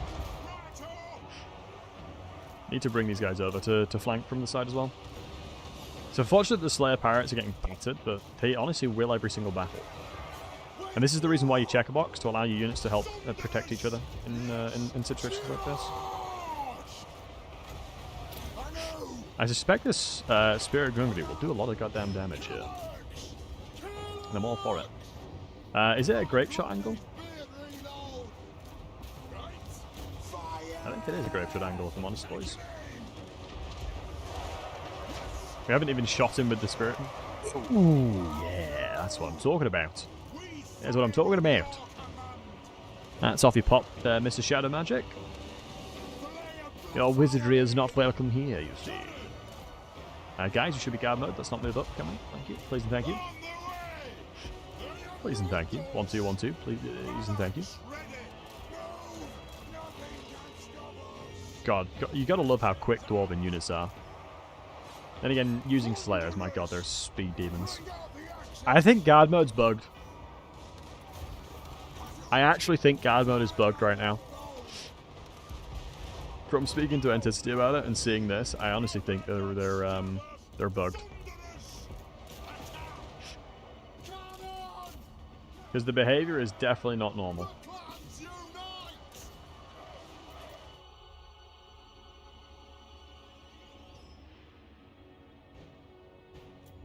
Nice. Good win, at least. All we want to do is live in our holds and drink beer. Is that too much to ask? It shouldn't be too much to ask, my friend. It shouldn't be. But here we are.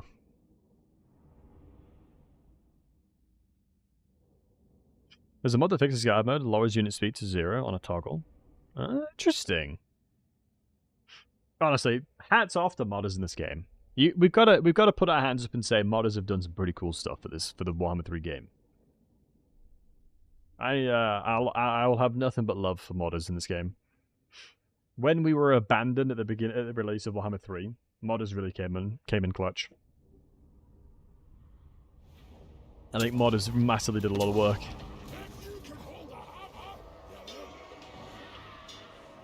I think I've battered enough of them for us to hold the settlement now. I also think if I just chuck a lord in here, a wealthy lord, or that one, both of them are garbage, I'll be honest. Leadership for the army is not terrible. Not too bad, I don't mind that at all. Time for a reckoning. I mean, hopefully this guy doesn't attack us. That'd be really good, wouldn't it? Now that would just be rude.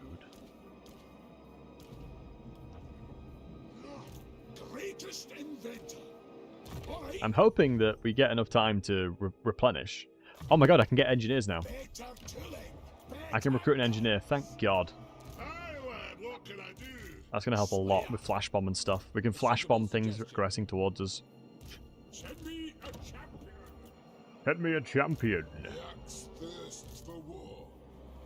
Right, I just need to recover my economy a little bit here now. Just need my economy to be recovered slightly. So, since the engineer has a gunpowder weapon, I can use him. I really hope the beastman doesn't attack us while we're trying to lick our wounds a little bit here. But I've seen crueler things happen in my time. Hopefully Archeon doesn't beat Boris here, because he's actually a really useful trade guy. Could get Garagrim, but he's not a gunpowder guy. Killing with artillery things. Getting his weapons is going to be really useful. Especially because we can provide a lot of buffs that we need. Gyro bombers have gunpowder guns? They do indeed. And they're bugged right now. Gyro bombers are really, really overpowered because they shoot so goddamn much. They shoot like up to 6 times more than they should. It's kind of crazy.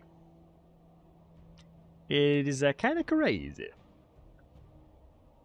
12 of them floors. I mean, I was watching Entity stream yesterday, and he was saying that modern warfare would be able to beat Warhammer Fantasy, and there's no way. There is no way modern warfare could beat Warhammer Fantasy. No, I didn't get a Slayer army. That doesn't matter, I guess. I didn't get a free army, but I can't really technically use them. Alright, so that's the weapon I need.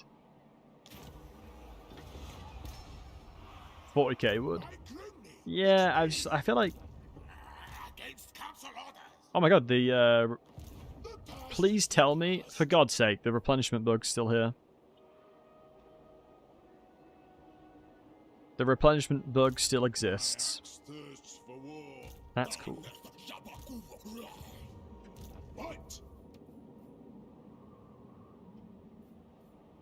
Very, very cool, very pog.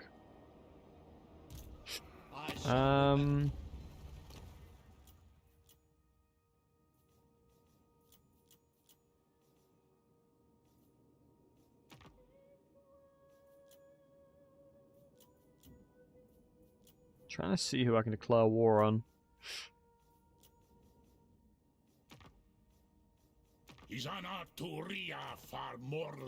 Wow, they actively don't want me to help them.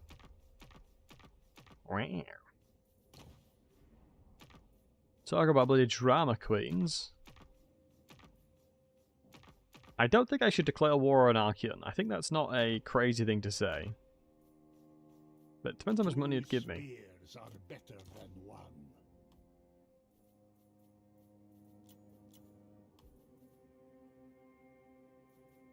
A toast. We'll declare war on Archeon. Do you know what I mean? Yeah, we will. We will.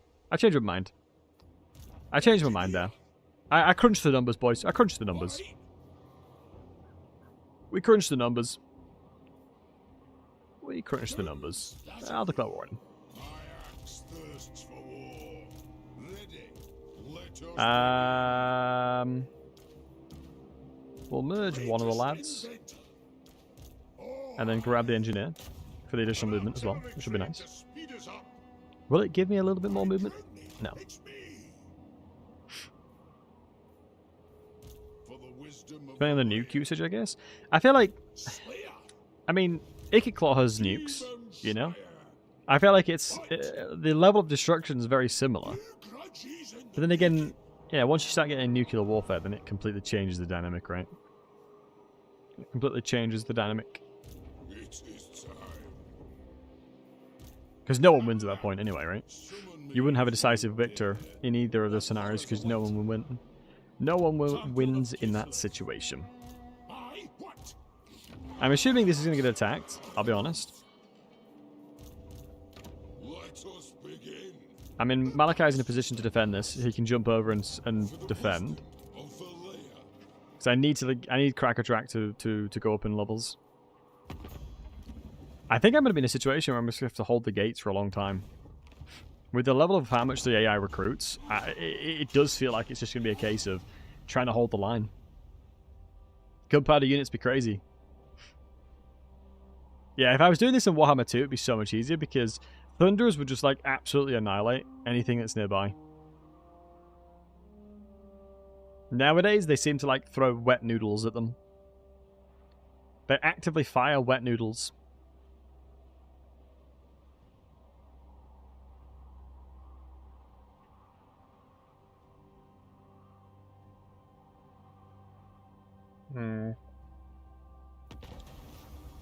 Okay, we're being sieged. Let's see if we win it. We do. Gotta love Dowie. That's some Dowie resilience right there, baby. That is some goddamn Dowie resilience. Engineer, let's give them something to remember us by, eh? Weaker than Warhammer 2? No, definitely not. Definitely not.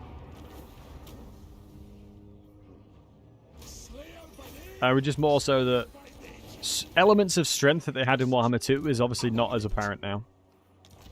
There are different units that make them strong. Is that water in a wine glass, fancy pants? Yeah, I was saying earlier that the glass reminds me of like being a vampire and like drinking peasant's blood out of it, like it's a goblet. Are they called? I think it's a gin glass, if I'm honest. I think it's my partner's gin glass, and that is the a chalice. Yeah, that'll do. And that is the reason I have it, as my partner likes a big gin and tonic. You know, she ain't here for a baby glass; she's here for a big one. It's like you can buy like wine bottle-sized glasses, which I learned about recently, which I thought was quite amusing. You might as well drink out of the wine bottle at that point. Do you know what I mean? Like, if you're pouring yourself a bottle of wine and you want the entire thing, just drink out the thing. You know? My cherry juice have the correct color for it. I do actually have Ribena. I should have probably put Ribena in it. I'm surprised. Yeah, Throt is really getting destroyed here, which is good to see. That has helped me tremendously. Maybe we can redeploy you now. I love that the reset skills has had a massive unintended effect. It amuses me. Oh, the good news is we're going to save a lot of money from this tree, from this tech. Reduction of 10%. Might as well make it a giant tankard. You know, I actually have a... my brother bought me this Viking horn thing, where you drink beer out of. Maybe I should get like a channel redeemable as well to drink out of that. And Tie Balls, thanks for follow, buddy. Maybe I should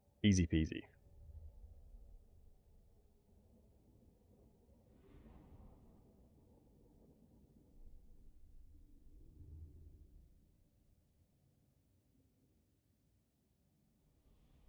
Alright, let me a second. Iron Drake's torpedoes considered gunpowder? Yes. That we're allowing to be considered. Ah, shoot, it's one of these. I was hoping it was a little bit more flat. But it's not.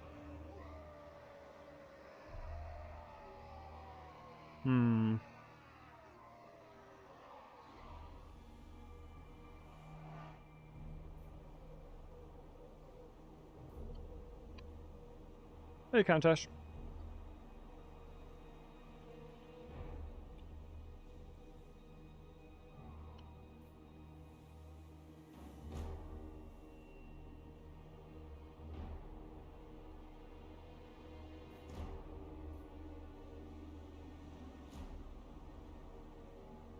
This is a tough map.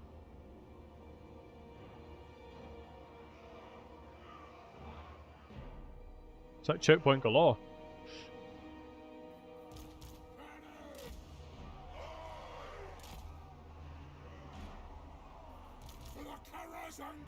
I actually don't know how the AIs can react to this.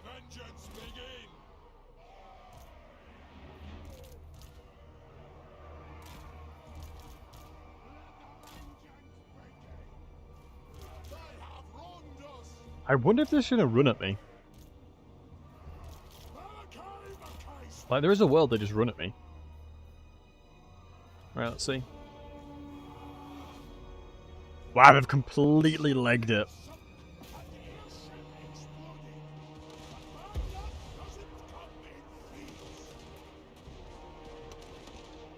I think as long as I play it slow, we should be okay. Wait, why are these guys struggling to shoot?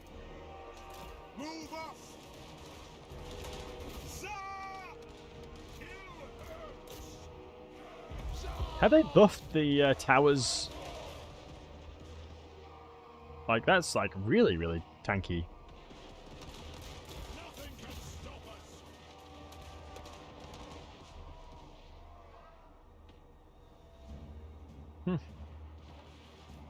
Yeah, they're playing really reserved as well.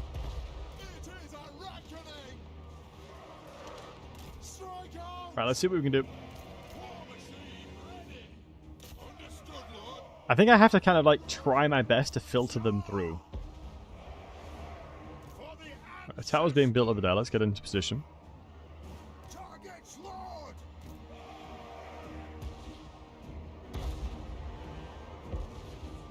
It might just be a classic case of just like slowly trying to trickle in.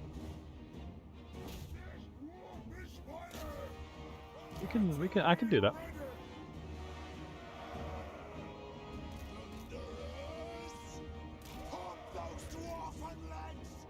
I can slowly trickle my way in. Okay. Let's just chill out for a second with you.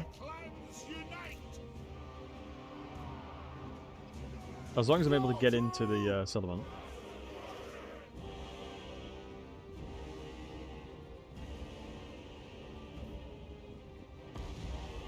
We'll never come out of the cities. Yeah, in this situation, it makes a lot of sense for them to, because I don't think I could defend myself feasibly. Like, I think I'd have an extremely difficult time defending myself against them charging me, but... Like, if I was against a player, for example, here, I'd be smoked. Like, yeah, it'd be impossible. But if they're able to, if I'm able to take advantage of the fact that they're playing really reserved, I should be able to, like, very slowly make progression. Let me move back a little bit here. Elevation is so bad for me here. The second they get in range, they should be absolutely shot to smithereens. Yeah, look at this. Now that right there is what I'm expecting. That right there is beautiful. Let's do it again. The advantage of dwarves shooting over dwarves very easily. Let's backspace that to stop them shooting real quick. I think we're going to have to shoot that tower down. So if they're going to filter towards me in like small rows, the smartest thing for me to do right now is just try and capture this point. So instead of shooting the towers down, the smartest thing for me to do is just take control of the points. Especially if they're putting barricades. If I can move right here as fast as possible, we might stop the barricade being deployed if there's any entities on it. Like that. So you pause there for a second, my friend. And then let us move up to everybody else. While we're in the process of capturing this one. So, I think this is going to be a case where I'm going to have to starve them to death. I'm going to have to slowly restrict them out. Is what the AI is kind of forcing me to do now. But that's okay. I don't mind playing like that. If the AI wants me to, I can slowly asphyxiate them out of this battle. Not a problem from my side. Just in case, defend that side. If this was a siege battle, I think I'd have a harder time, though. It's fortunate that it's not a normal... It's not an actual siege battle. Get the engineer moving with us. Let's hold space to see what they're actually trying to do. They're all trying to shoot at the same time. We have a ton of ammunition. So let's reposition them so they're all away from each other. Otherwise, they're going to struggle to shoot. And then... Gunpowder, baby. Oosh. Charge, Norskin! Yeah, that's what I'm talking about, baby. You'll think twice, eh, pal? You'll think twice. The additional range is helping so much. Oh my god, they're getting absolutely smoked. Now that is what I'm talking about. That right there is what I'm talking about. Now that right there is delicious tantissimo.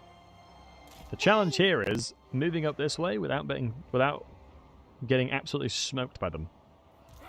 Equally, same over this side. Let's move up slowly. Hey Jay, good to see you. Jay, don't worry, I won't ask you about your 3060s. Hope you're doing well, Jay. Do you think you could do Gunpowder only with the Empire? Oh, it's way easier with the Empire. Gunpowder only is a lot easier with the Empire. The reason I chose to do it with the Dwarves is I felt like it would be harder. Because you got to keep in mind the Empire start location is about 1,000,000 times better. Start location matters so much in this. It matters so much.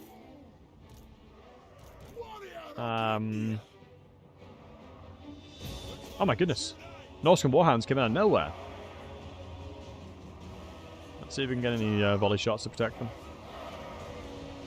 Hounds, if you run away, you're going to get smoked. Lord's under attack. Alright. Well, we know what needs to happen.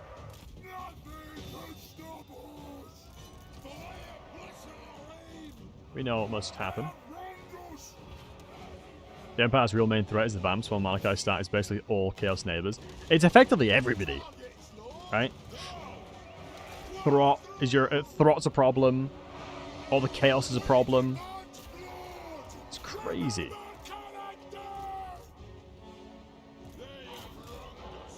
How the hell are they invisible? Am I crazy to think that's a little bit unfair? Did you see that? They came out of nowhere.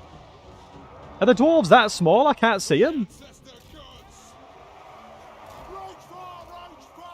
They were literally invisible.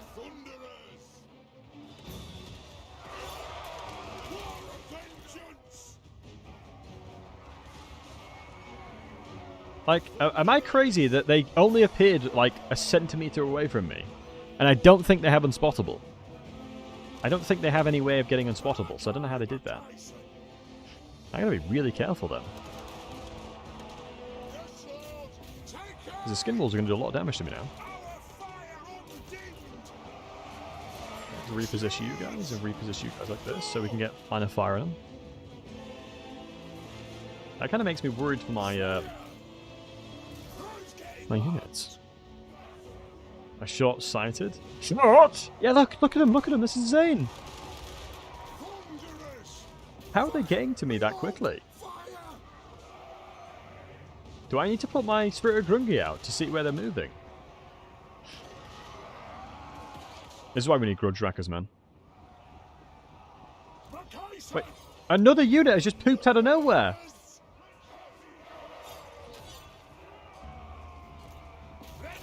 Look at this! They're pooping units out of nowhere, bro. This is terrifying.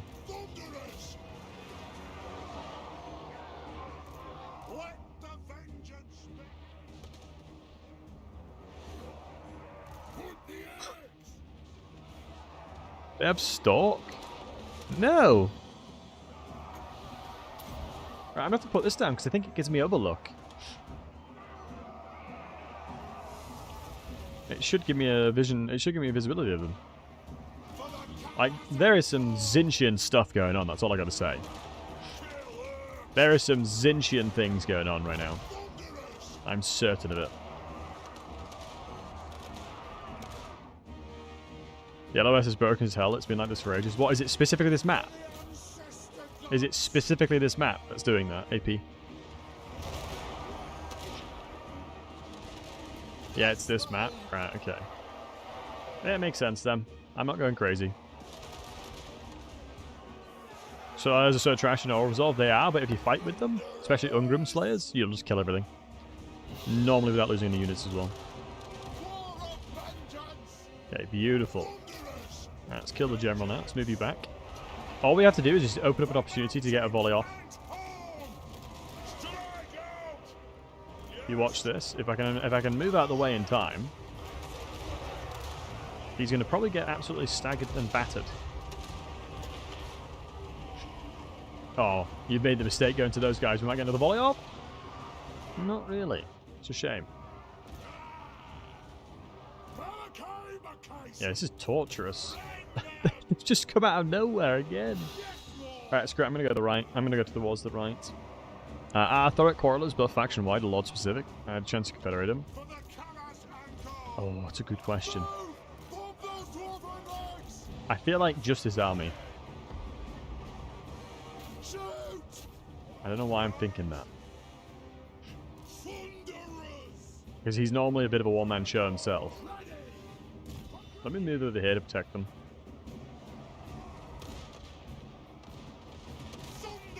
I mean, at least we're getting a bit of a positioning to defend each other, which is nice at least.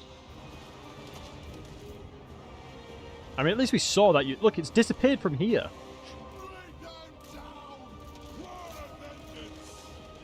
Let's move over here. Let me see how close they'll be to when I see them. Is it going to be like here, do we think?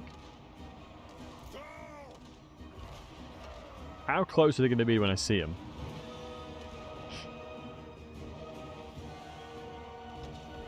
Like, is it going to be like charge distance kind of close? I'm intrigued now. Not necessarily charge distance, but certainly very close. Let's take control of this one. Let's get the NG moving over.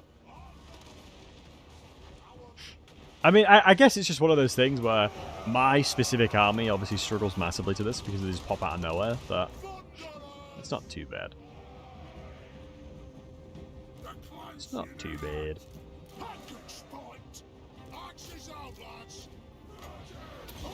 I was at the first volley. First lads volleying because they're in a position to do so. Give them a good old buff and let them go at it. Nice. Really, really nice volleys here.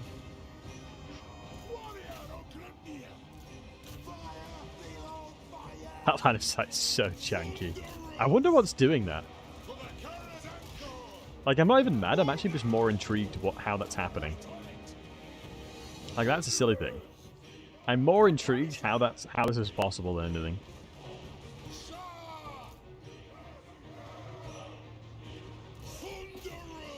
I'm more intrigued how this is possible. Using the terrain against me? I mean, I feel like normally any unit around this area, let's say, wouldn't be invisible to me. I think it's just like me being able from here to there, seeing. But from my experience, that's never been the case. Like, for example, them guys being hidden as well. Like, I can't see them here. And that is typically not normal.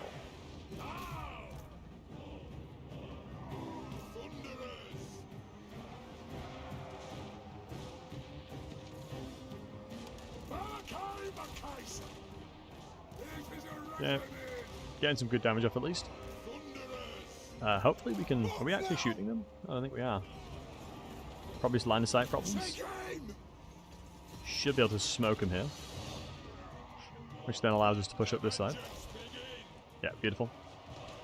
Beautiful, smoking them as well. Let's turn around and protect you. These guys might be able to get some good shots off onto us as well, so... A little bit of concern. Nice, good protection. Let's turn around and reposition. Since we've just destroyed the gate, we might as well move around. Since you're getting volleys off, we might as well buff your damage. I think the only concern is these guys are probably getting some good hits from behind, meaning my shields are ignored.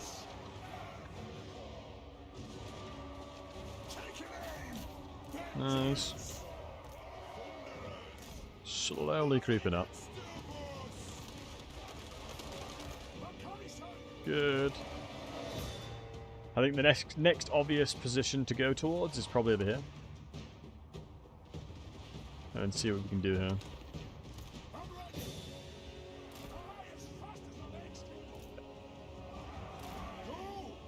I think I'm okay to fast forward it. I think we should be okay. Maybe we leave a few units. Oh my goodness. Okay, that definitely is coming out of nowhere a little bit. Let's give ammunition to these guys, quite healthy. Let's get those in melee.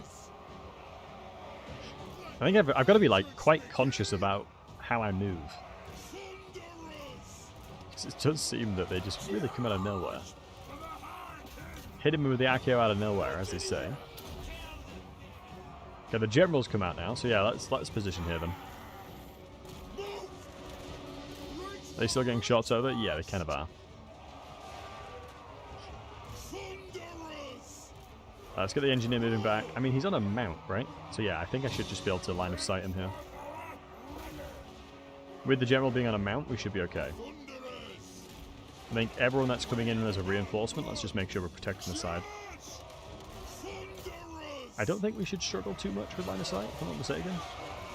Especially because of the fact that my dude is absolutely gigantic in comparison to everybody else. It's one of the downsides of being a large entity, really. It's very, very easy to shoot you. Obviously, dwarves make that significantly easier, though, as well. I think once the general gets slain, we should be in a good position. Let's make sure we're throwing out ammunition where possible. It's balance of power. Malachi might be able to get some swings in there as well. Nice. Beautiful shot. Lord is dead. And yeah, ammo bonus, I thought so. Nice. Okay. That wasn't as bad as I thought. Certainly a little bit weird, the map. Does that mean I can do that to them as well? Alright, prepare to slap your bellies in thanks for in your presence comes the one of all the big names, the Trade Lord, the Tribe Stealer, the Drake Crusher, the shockingly obese, the rich bastard, the Overtyrant, Greasus Guildtooth. The personal bellower to Greasus. Man, I need one of them. If only I was rich enough to have like a guy that could like gas me up every day. Like, Battlesey, you're the best. Wow, you're insane. That would be nice. I must admit, that would be nice. Don't want to see what it looks like? What? Alright, what, Greasus doing that? The grudge rackers are what we're going to want to start recruiting soon. I love my hoodie, thank you. It's a very comfortable hoodie. It is very, very comfortable. Nice. Master Engineer is really good because it gives me upgraded one.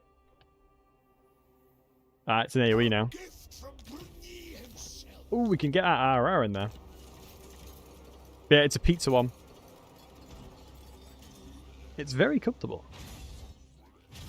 Legendary battle. I mean, technically we can probably do another one of these, right? Annoyingly, I can't use any of those gyrocopters. It is what it is. I don't think I can fight this just yet. It's so fluffy, it do be very fluffy. It really do be fluffy. I mean, I've gotten to the point in my life where I'd rather wear really comfy clothing than wear anything that was, like, nice looking, you know? I'm on it. You're with me, lads. I don't really care too much about looking, like, super nice and professional. I'm just here to be comfy, you know? Your boy just wants to be comfortable.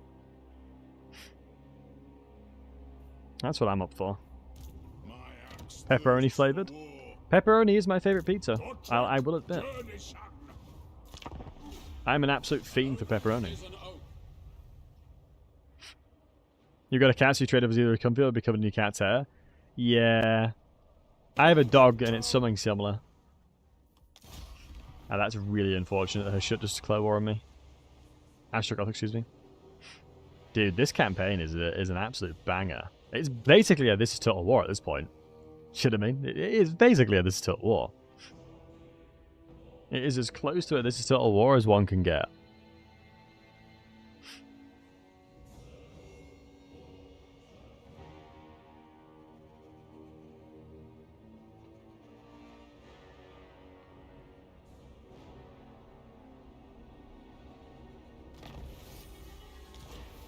Right. Can I reach it? I can actually reach. Although I'm afraid what Daniel's doing. Damn it.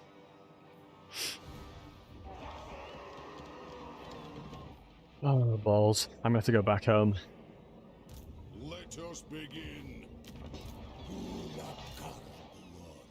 Nope. Oathbound. I think I have to do this, though.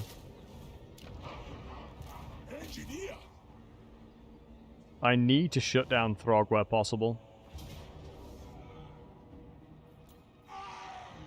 Is it another garrison battle? No, it's not. Now with that other army coming over, I'm going to be in a little bit of trouble. We'll see. We will see. I think I should be okay, though. Does it make sense to have a second engineer in Malachai's army? Or is an extra gyrocopter just way better?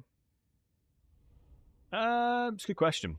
I would say if you're building more gyrocopters, another gyrocopter makes sense. If you're building more of a traditional artillery / gunman line, then an engineer makes more sense, because getting the cask or restock is just so good.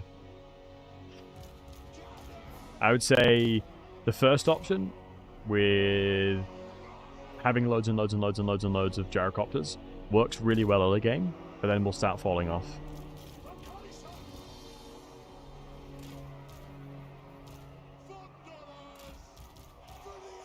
So it depends on what you're trying to do. It would depend dramatically what you're trying to achieve. I think range-wise, they don't have that much range. I think Throg is going to be in a lot of trouble. I think we'll absolutely roast Throg, like, almost instantaneously.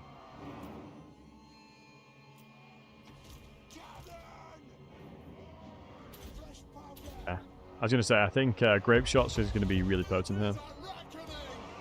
I think the only unfortunate thing is we can't take a full advantage of the fact that we have a lot of range. Let me also make sure that I'm shooting multiple different things.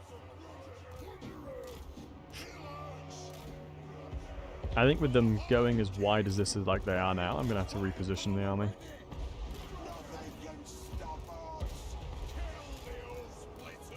Because right now, this will cover a lot more of my defenses. Because these guys are just going to shoot. Like, they're just going to throw at me. Maybe we can go with grape shots on the side on these. I don't hate the idea of that. Because they're only skirmish cavalry, right? So I don't have to be, like, insanely afraid of them. I think the only thing I'm afraid of there is probably the skin wolves, so let's make sure to put volleys into them where possible. Let's have a look about grape shot situation now here. Let's go ahead and volley into... Oh.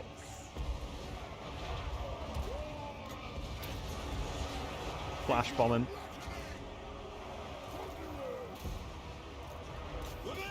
Lost controls. So Throg is obviously a huge entity.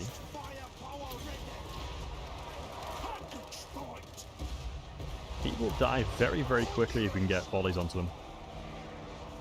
Yep. Yeah, like I expected, he's died very, very, very goddamn quickly. Jesus.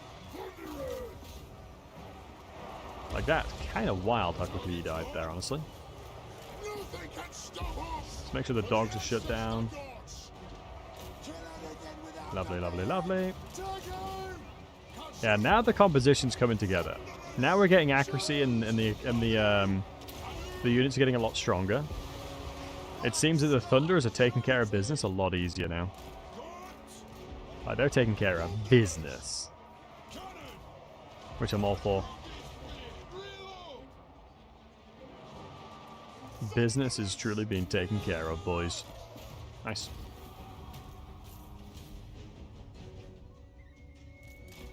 We'll try and kill as many as we can. What's that unit? Great weapons, sure.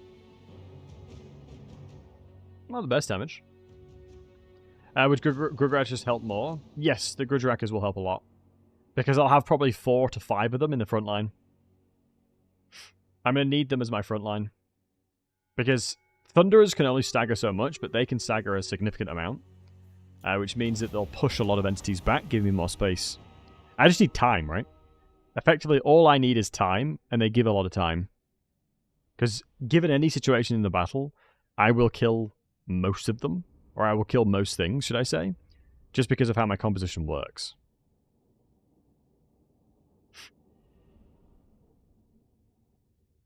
Just because of how it works. Like, this is a pretty tasty army at the moment, but I'd say, like I said, yeah, 3 or 4 Grudrakers in the front line. It's the same thing as like a blunderbuss. They just push things so far back, and they just keep staggering anything they shoot. Because right now what's happening is they're running towards me, but the Thunderers don't really stagger them, so they keep running towards me. And it always guarantees that I have to fight in melee for a little bit. And if and where possible, I want to avoid that. We do have enough regiments renown. I think this guy's probably going to take this.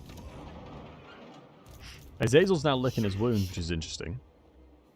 I can't recruit runesmiths, so might as well just get rid of that. We do have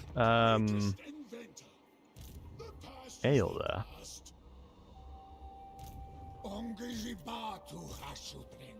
So let's go ahead and level up Malachi again. Architect, nah, it's fine. Slayers, we can't really do anything with them.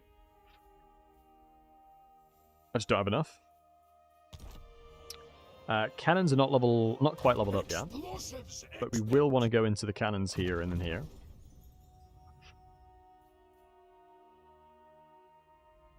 Maybe the blue line would be nice. Yeah, but most of it just doesn't help me yet. I think Lightning Strike might be a key thing to get as well eventually, just because of the sheer amount of units I'm having to fight. Let's go with more ammunition because it's balance of power. Plus we just need a lot of ammo. Let me check to see if there's any trade agreements. No. Is there any way of utilizing an alliance with you guys? What settlement's this one? I can trade this one. Wait, how? How can I trade this settlement with them? Wait, this might be Yeah,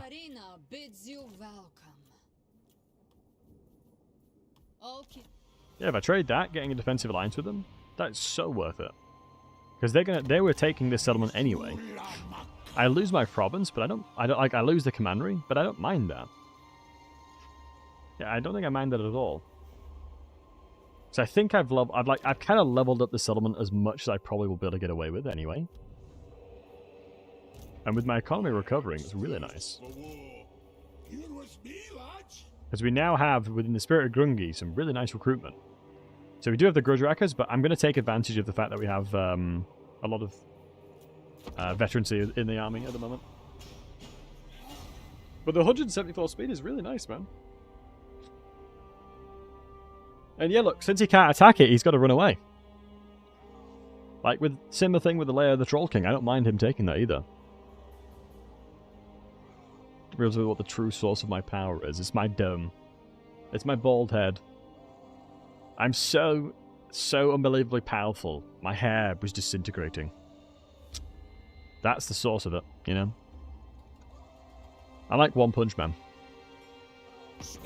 But for Warhammer 3 tactics. You know? And or Total War.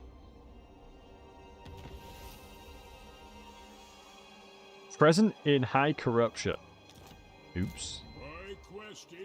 Can I cleanse that debuff?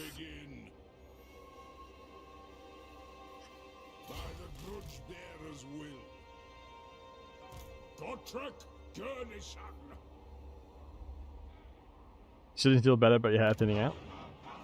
It's a source of great power, my friend. Do not fear. Do not fear, embrace it.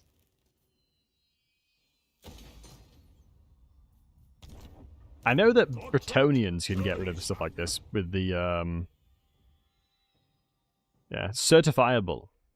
Over there, look, the moon people are watching us. You see them too, don't you? Wow, -5 control is really bad. I can't even disband him. I can't even disband him, that's right bad. I'm guessing just making him chill out in a place that's not corrupted probably will help him. Or probably will get rid of it.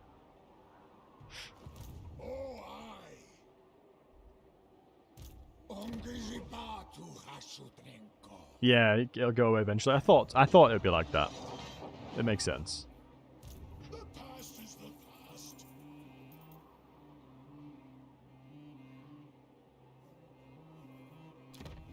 I thought it'd be something like that. So I need another tick of replenishment. What if it's worth getting the replenishment building? 4 replenishment, it's quite a lot.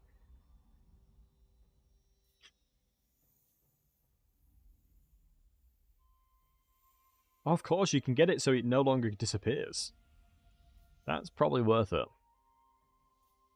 Let me get the replenishment. I think it's going to be so useful to have, just in general.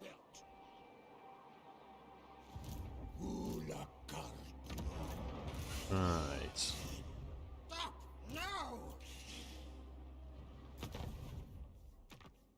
Do we have any settlement that will give me... Wait, where is your recruitment?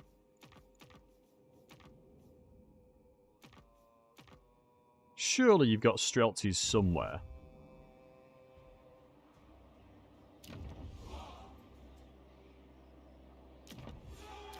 Rosina ready.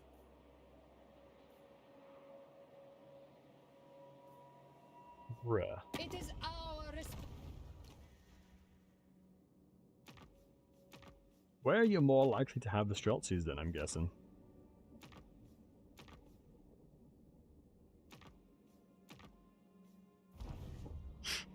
I'd guess in this province?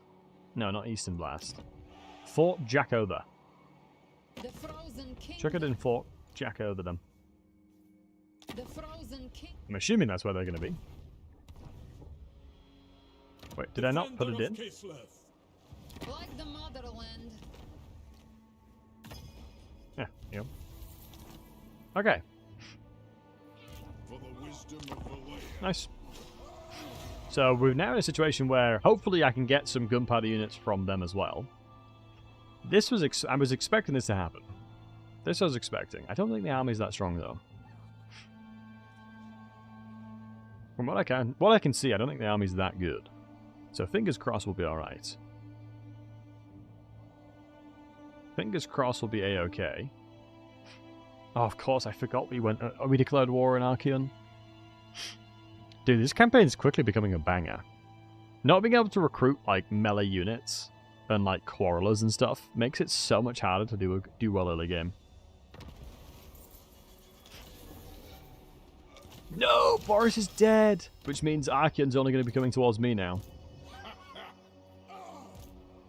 Let me do this to check what they have. Ah, they'll be boned. You are kidding me! Why did you retreat that way? I actually might lose a settlement now.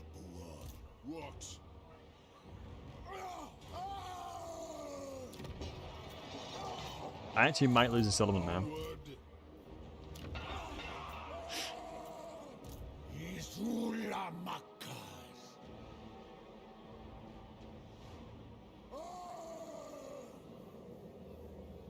Oh. How did that happen, boys? How is that possible? I guess there wasn't enough room to retreat down this way, so I had to retreat forward.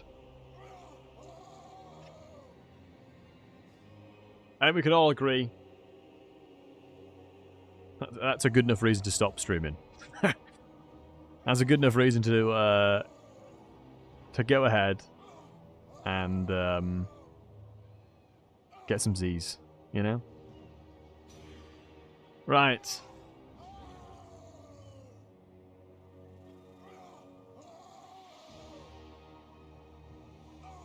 Alright, do you know what? I haven't had the pleasure of raiding Tober in such a long time, man. I'm gonna send you guys. I was gonna raid Anticity, but Tober is online. One of the really big OGs, like 2021 is when I first met Tober as well. So guys, thank you for hanging out. On the YouTube side, we're gonna go raid Anticity. Obviously, he's a legend. But on the Twitch side, we'll go say hi to Tober. So guys, thank you so much for watching. As always, you guys are amazing. I hope each and every one of you beautiful fine folks are doing fantastic. Appreciate all of your support. Thank you very much for being here. Thank you so much for all the follows, all the love, all the subs, all the gifted subs. You guys are amazing. Thank you for the support as always. I hope you enjoyed your stay, and I hope you guys will have a fantastic rest of your weekend. Much love to each and every one of you beautiful fine folks. We'll probably carry on this campaign tomorrow. Or, if you want to join an FFA, make sure to join the Discord, boys. !Discord, a link in the description. I'm going to ask the Discord community tomorrow if they want to join an FFA. If the answer is yes, then we'll do an FFA tomorrow. If the answer is no, we'll probably carry on this campaign. So yeah, thank you, boys, for supporting the content as always. You guys are amazing. Like I said, if you enjoy yourself, make sure to sub, make sure to follow, and yeah, we'll be back at it again. But yeah. Take care of yourselves. Have a great rest of your weekend if I don't have the pleasure of seeing you tomorrow. Bye-bye for now. Thank you for watching, guys.